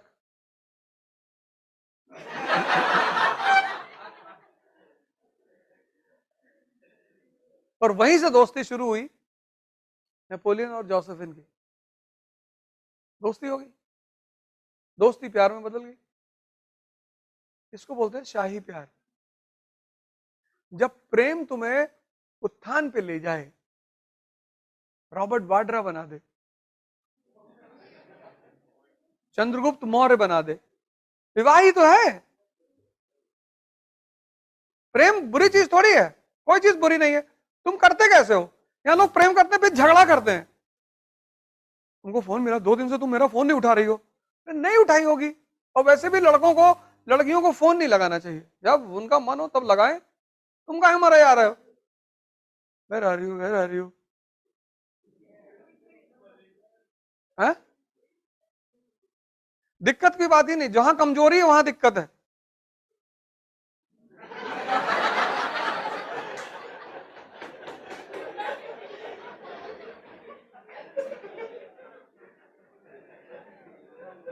भाई तुम देखो, एक छोटी सी बात देखो, जिसको भी अपने ऊपर कॉन्फिडेंस है, सीता जी को पता है कि ये रावण मेरे पति को नहीं हरा सकता।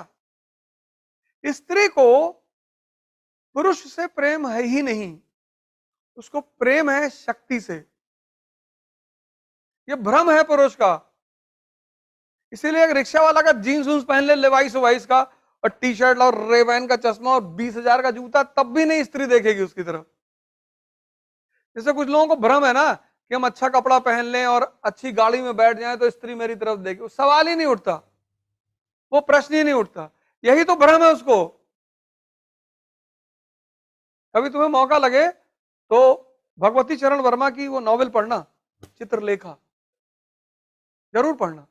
कुछ नॉवेल्स हैं दुनिया में जिनको जरूर पढ़ना, उनसे तुम्हें बड़ी इंफॉर्मेशन मिलेगी, बड़ी जानकारियां मिलेंगी। जो ऐड आता है कि एक्स लगा के निकलोगे तो पड़ियां गिरेंगी, कोई नहीं गिरता, हो सकता है तुम ही गिर जाओ लड़खड़ा के। शक्ति, प्रेम दो तरह का, एक मजनू टाइप का, रो रहे हैं, कपड़ा फाड़ लिया, दाढ़ी बढ़ा लिए, इंसान नहीं मरा हुआ है। सबसे ज्यादा व्यक्ति को प्रेम उसके माँ बाप करते हैं। अगर वो आपसे नाराज हैं और तब आप दुखी हैं तो समझ में आता है। अगर आपकी माँ आपसे बात नहीं कर रही और आप दुखी हैं तो समझ में आता है। और माँ बाप के अलावा कोई भी आपसे नाराज है तो वो रिप्लेसेबल है। नेक्स्ट, दूसरा लव।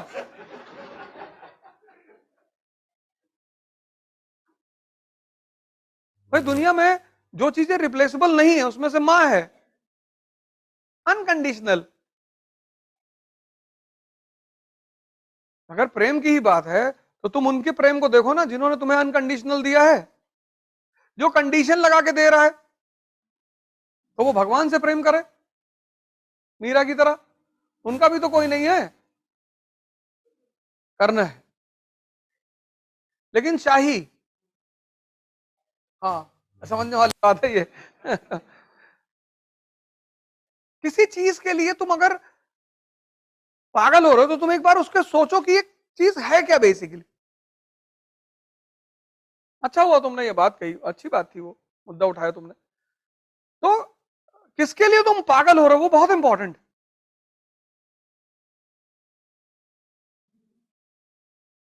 कुछ चीजें हैं वो रिप्लेसेबल हैं, कुछ चीजें रिप्लेसेबल नहीं है, कुछ चीजें हैं वो जब तुम चाहोगे तब तुम्हारे पास आ जाएंगी, क्योंकि जब तक तिरस्कार नहीं होगा तब तक उत्थान नहीं होगा। उस तिरस्कार ने ही तो महान बना दिया। उपेक्षा अच्छी चीज है, इसीलिए तो तुम देखो फंडामेंटल राइट में पूरे कॉन्स्टिट्यूशन में एक चीज हर जगह तुम्हें मिलेगी, टर्म एंड कंडीशन, कि फ्रीडम ऑफ एक्सप्रेशन है, एब्सोल्यूट नहीं है। और एक दिन फ्रांस को खबर मिली कि इसने जोसेफिन से शादी कर लिया, और जैसे ही शादी किया प्रमोशन। जोसेफिन की दोस्ती थी फ्रांस के राष्ट्रपति बाररा से, प्रमोशन आर्टिलरी के इंचार्ज से commander in chief of French army, rice leave, Robert Clive की तरह, क्लर्क से गवर्नर ऑफ फोर्ट विलियम।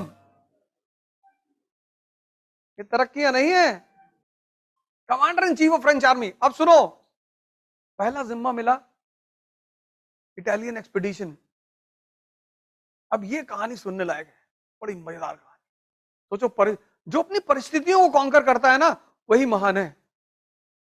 1797 इसको चार्ज मिलता है इटालियन एक्सपीडिशन का। इटली, इटली क्या है? Gujarat of Europe. जैसे गुजरात के बंदरगाह भारत को कनेक्ट करते हैं मध्य एशिया और पश्चिम एशिया से, ऐसे ही इटली के बंदरगाह यूरोप को कनेक्ट करते हैं नॉर्थ अफ्रीका से और वेस्ट एशिया से। फ्रांस में क्रांति चल रही थी, फ्रांस के हाथ से इटालियन पोर्ट्स निकल चुके थे, फ्रांस के व्यापार पर असर पड़ रहा था, और इटली पर पूरा कब्जा था ऑस्ट्रिया का। फ्रांस में फाइनेंशियल बैंकरप्सी कब हुई? 1781 में। क्रांति कब हुई? 1789 में। इसको चार्ज कब मिला? 1797 में। अब बैकग्राउंड देखो, देश आर्थिक दिवालियेपन का शिकार, आर्मी डिससेटिस्फाइड, तनख्वाह नहीं मिल रही है, कपड़े नहीं है, आर्म्स एंड एम्युनिशन नहीं है। दो दो कमांडर पहले रिजाइन कर चुके हैं कि भैया हम नहीं खेल पाएंगे। बैकग्राउंड देखो, और उस बैकग्राउंड में इसको आर्मी का चार्ज मिलता है। ये प्रमोशन नहीं था, ये अग्नि परीक्षा थी। और नेपोलियन जाता है आर्मी के सामने और कहता है I am the beloved son of God, कहता मैं भगवान का बेटा हूं। यहाँ पे उसके एक मार्क बना हुआ था, दिखाता तो सिपाहियों को, कहता ये देखो मैं भगवान का लाडला बेटा हूं, मैं कभी हारूंगा ही नहीं। क्या दिया उसने आर्मी को? उत्साह कि अच्छा हम लोग भगवान के बेटे के साथ लड़ने जा रहे हैं। फिर दूसरी बात उसने क्या कहा, ये तुम गरीबी से जूझ रहे हो, आओ गुजरात ले चलूं तुमको, इटली समृद्धि का क्षेत्र, पैसे का क्षेत्र, तुम्हारे सपनों को पूरा करूंगा। तो पहला क्या दिया? उत्साह, और दूसरा क्या दिया? सपना। किसी को जिताना हो तो उसको दो चीज दो, एक तो उत्साह दो और एक सपना दो। और आर्मी उठाई और घुसा ऑस्ट्रिया में। ऑस्ट्रिया वॉज डिफीटेड, ऑस्ट्रिया को हरा दिया इसने। पूरे यूरोप में सन्नाटा, अरे भगवान। यही बात तो मैं तुम्हें बता रहा हूं। ये देखो 1781 फाइनेंशियल बैंकरप्सी, 1789 फ्रेंच रेवोल्यूशन, और 1797 अब ये कंडीशन देखो तुम। और इस कंडीशन में 1797 इटालियन एक्सपीडिशन, इटालियन अभियान,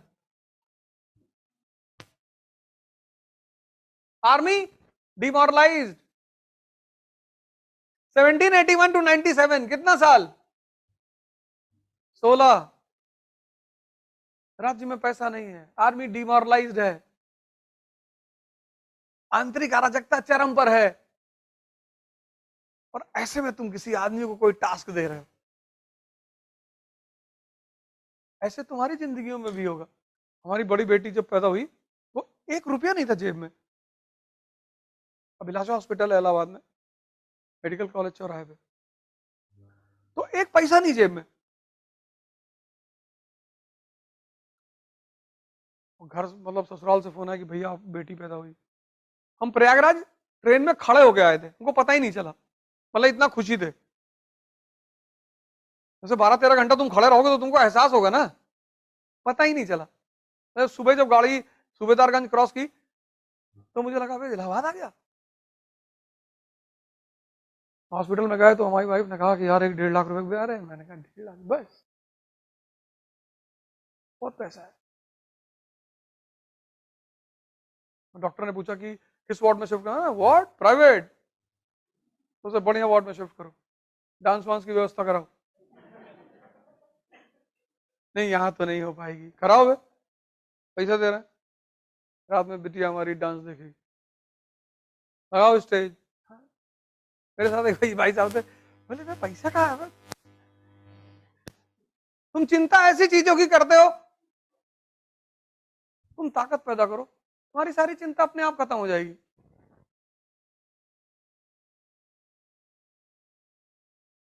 तुम जो दूसरों की कहानियां पढ़ते हो कि अरे भैया दौड़ा लिए थे सड़क पे, कानपुर में एक से एक लोग हैं जिनका रिकॉर्ड है, पता नहीं। हम तुम्हारे दोस्तों की बात नहीं कर रहे हैं।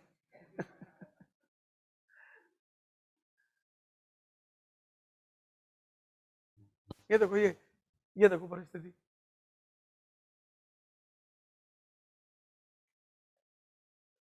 अब इटली का इंपॉर्टेंस क्या है? Austria, Russia, France, Britain. ये डायग्राम बनाना है, हालांकि नोट्स में तुमको डायग्राम मिलेगा, पर ये बना लो। ये इधर जर्मन स्टेट्स, ये इधर Italian states. Italian states Gujarat of Europe. France में क्या चल रही है? क्रांति। तो इन दोनों क्षेत्रों पे किसका कब्जा है? ऑस्ट्रिया का। हराता ही ऑस्ट्रिया को, और ऑस्ट्रिया को हरा के ट्रीटी करता है, ट्रीटी ऑफ कैंपो फॉर्मियो। लिखो, बना लिया, बना लो बना लो बना लो। Treaty of कैंपो फॉर्मियो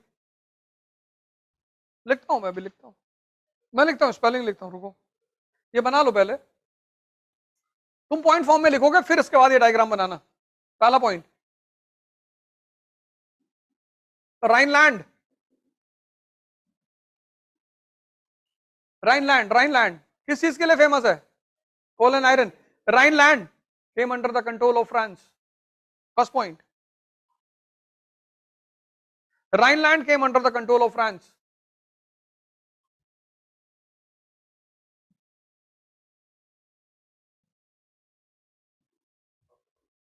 France was accepted as the guardian of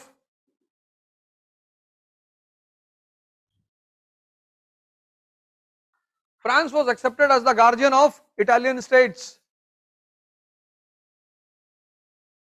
Rhineland came under the control of France. France was accepted as the guardian of Italian states. Italy का एक इलाका है बड़ा फेमस है कोयले के लिए, क्या नाम है उसका? Austria was given the charge of Venice. Venice. Austria was given the charge of Venice. Fourth,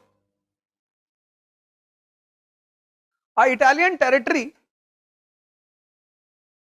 rich in coal. Italian territory, कल बता देंगे नाम, कोई बात नहीं। A Italian territory rich in coal was handed over to France.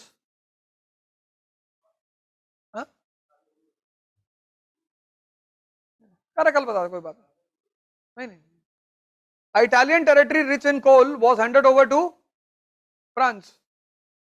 अब background देखो, background, background देखो, ये देखो बैकग्राउंड, ये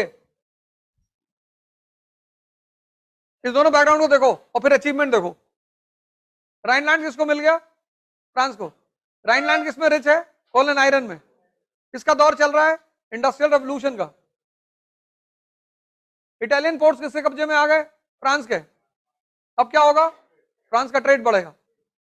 सबसे बड़ा दुश्मन फ्रांस का कौन है? ऑस्ट्रिया। इसको दे दिया वेनिस। वेनिस कहां है? ईस्टर्न यूरोप में। ईस्टर्न यूरोप में पहले से कौन बैठा हुआ है? रशिया। तो अब यहां से दुश्मनी शुरू हो जाएगी ऑस्ट्रिया और रशिया की। अपने दुश्मन को डाइवर्ट कर दिया और इटली का जो कोल का इलाका था वो अपने हाथ में रख लिया। किस परिस्थिति में? अब बैकग्राउंड देखो, बैकग्राउंड, ये तो अचीवमेंट हो गई। बैकग्राउंड देखो, ये तो अचीवमेंट, ये तो अचीवमेंट हो गई।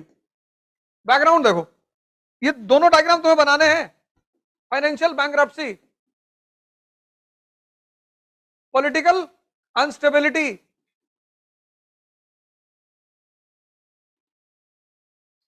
फॉरेन इन्वेजन,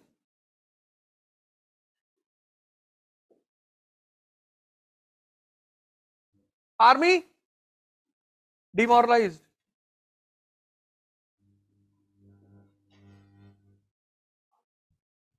ये सारी अचीवमेंट और ये बैकग्राउंड। फाइनेंशियल बैंकरप्सी, आर्थिक दिवालियापन, पॉलिटिकल अनस्टेबिलिटी, राजनीतिक अस्थिरता, फॉरेन इन्वेजन, विदेशी आक्रमण, और आर्मी डिमोरलाइज। सिर्फ अचीवमेंट मत देखो, बैकग्राउंड भी देखो।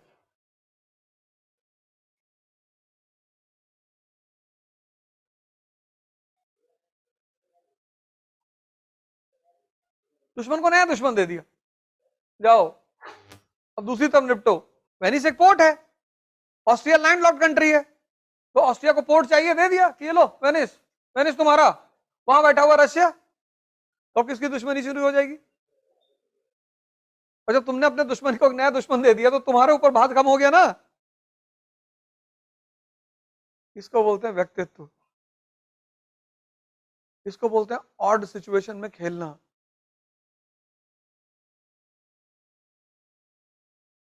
रोना नहीं। ये देखो ये, और सबसे बड़ी बात, सबसे बड़ी, for the first time in the history of France, the war expenditure was not taken from the people, the war expenditure was taken from the defeated forces. इस युद्ध का सारा खर्चा कौन देगा? ऑस्ट्रिया। फ्रांस की जनता ने कहा हमें, बोले तुम्हें कुछ देना ही नहीं, फ्री, फ्री में ले आओ। लिखो नोट करके, द एंटायर वॉर एक्सपेंडिचर, युद्ध का सारा खर्चा, the entire war expenditure was to be given by defeated forces. The entire war expenditure was to be given by defeated forces.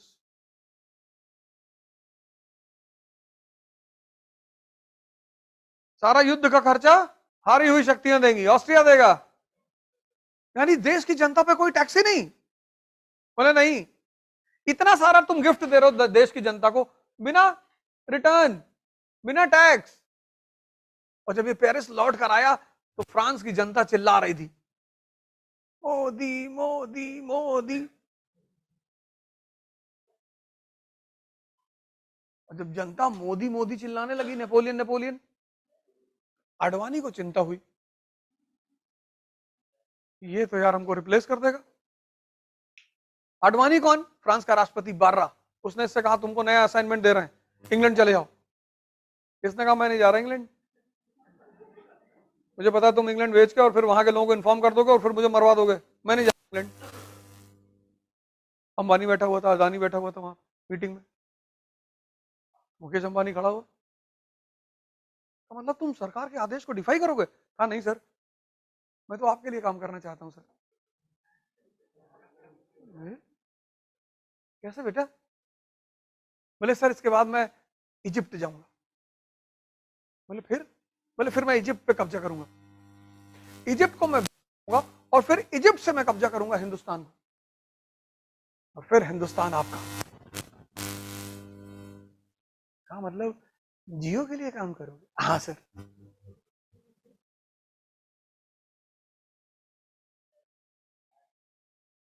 अरे कैलकुलेशन, हिम्मत, कॉन्फिडेंस। ये मरे हुए लोग, गुटखा खाए हुए लोग, इनको क्या पता खेल कैसे खेला जाता है।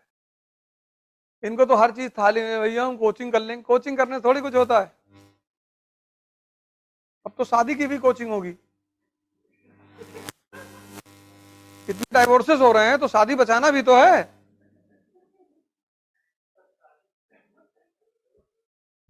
खुराफात मत करना। अंबानी ने इसके कंधे पे हाथ रखा। हाँ वेरी गुड बेटा, कोई बात नहीं। अडवाणी से कहा कि मेरा बेटा है। फिर नेपोलियन से पूछा कि तुम राष्ट्रपति बनोगे? उसने कहा नहीं सर। जब वो हॉल से बाहर निकल कर आया तो उसका बड़ा भाई उसके साथ में था, लूसिया। कहा भाई वो लोग आपको राष्ट्रपति बना रहे थे। कहा छोड़ो यार, तुम्हारी बुद्धि घुटने में है ना, मालिश किया करो, मैं खेल रहा हूं ना। कभी कभी तुम खेलते हो और तुम्हारे अगल बगल वाले देखते हैं तुम्हें खेलते हुए, सोचते कि यार यार कैसे खेल रहे हो, तुम नहीं खेल पा रहे हो, बैठे रहो, हम खेल रहे हैं। तो उसके भाई ने कहा कि भैया बता दो यार क्या खेल खेल रहे हो यार। तो उसने अपने भाई से कहा ये देखो ये देश अंधकार में था और उस दर्द में, जब ये देश पिछले 16 साल से दर्द में था, मैंने इस देश को छोटा थोड़ा सा ओपियम दे दिया है, शांति का, समृद्धि का। अब मैं बाहर जाऊंगा इजिप्ट। बोला फिर? बोला जब मैं इजिप्ट चला जाऊंगा तो इस देश में फिर अराजकता बढ़ेगी, फिर लड़ाई होगी, फिर झगड़ा होगा, फिर लोग एक दूसरे को मारेंगे। कहा जब मैं लौट के आऊंगा तो इसकी देश की जनता मेरे पैरों पे गिर जाएगी। अगर पैर की देश की जनता पैरों पे नहीं गिरी तो बोला तुझको किस लिए छोड़ के जा रहा हूं, तुम ही कराओगे दंगा यहाँ पे। चला गया इजिप्ट, इजिप्ट के राजा को हरा दिया अबू बकर की युद्ध में, हरा दिया। उसका बाद नया ड्रामा करने लगा इजिप्ट में, इजिप्टोलॉजी, पिरामिड्स का अध्ययन। इसके सिपाहियों ने कहा कि सरकार हम लोग यहाँ लड़ने आए, हम तो कब्जा करने आए हैं। बोला कि culture is a part of mains.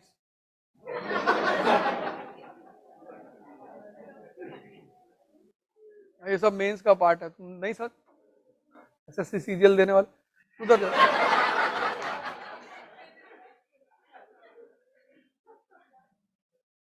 भैया पिरामिड पढ़ रहे हैं, कमांडर इसके लेटे हुए हैं सब नाइल नदी के तट पे, भैया मेंस पढ़ रहे हैं।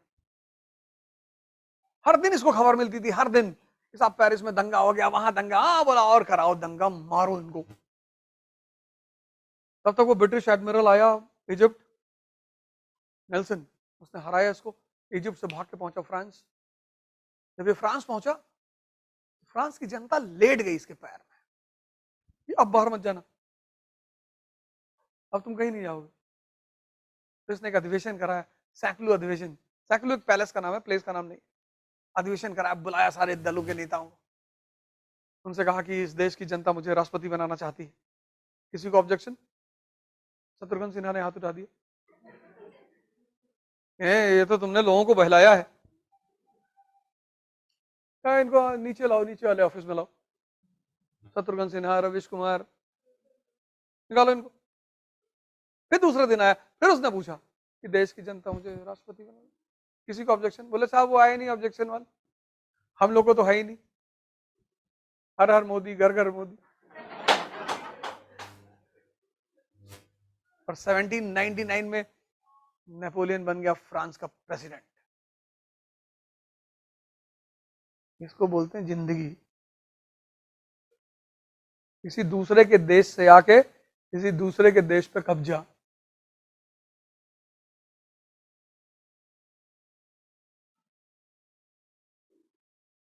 सिर्फ एक चीज क्लियर है इस आदमी का कॉन्सेप्ट, कोई डाउट नहीं, कहीं पेड़ के पीछे गाना वाना नहीं गाना है। तू मेरे सामने, मैं तेरे सामने, तुझे देखूं कि प्यार करूं।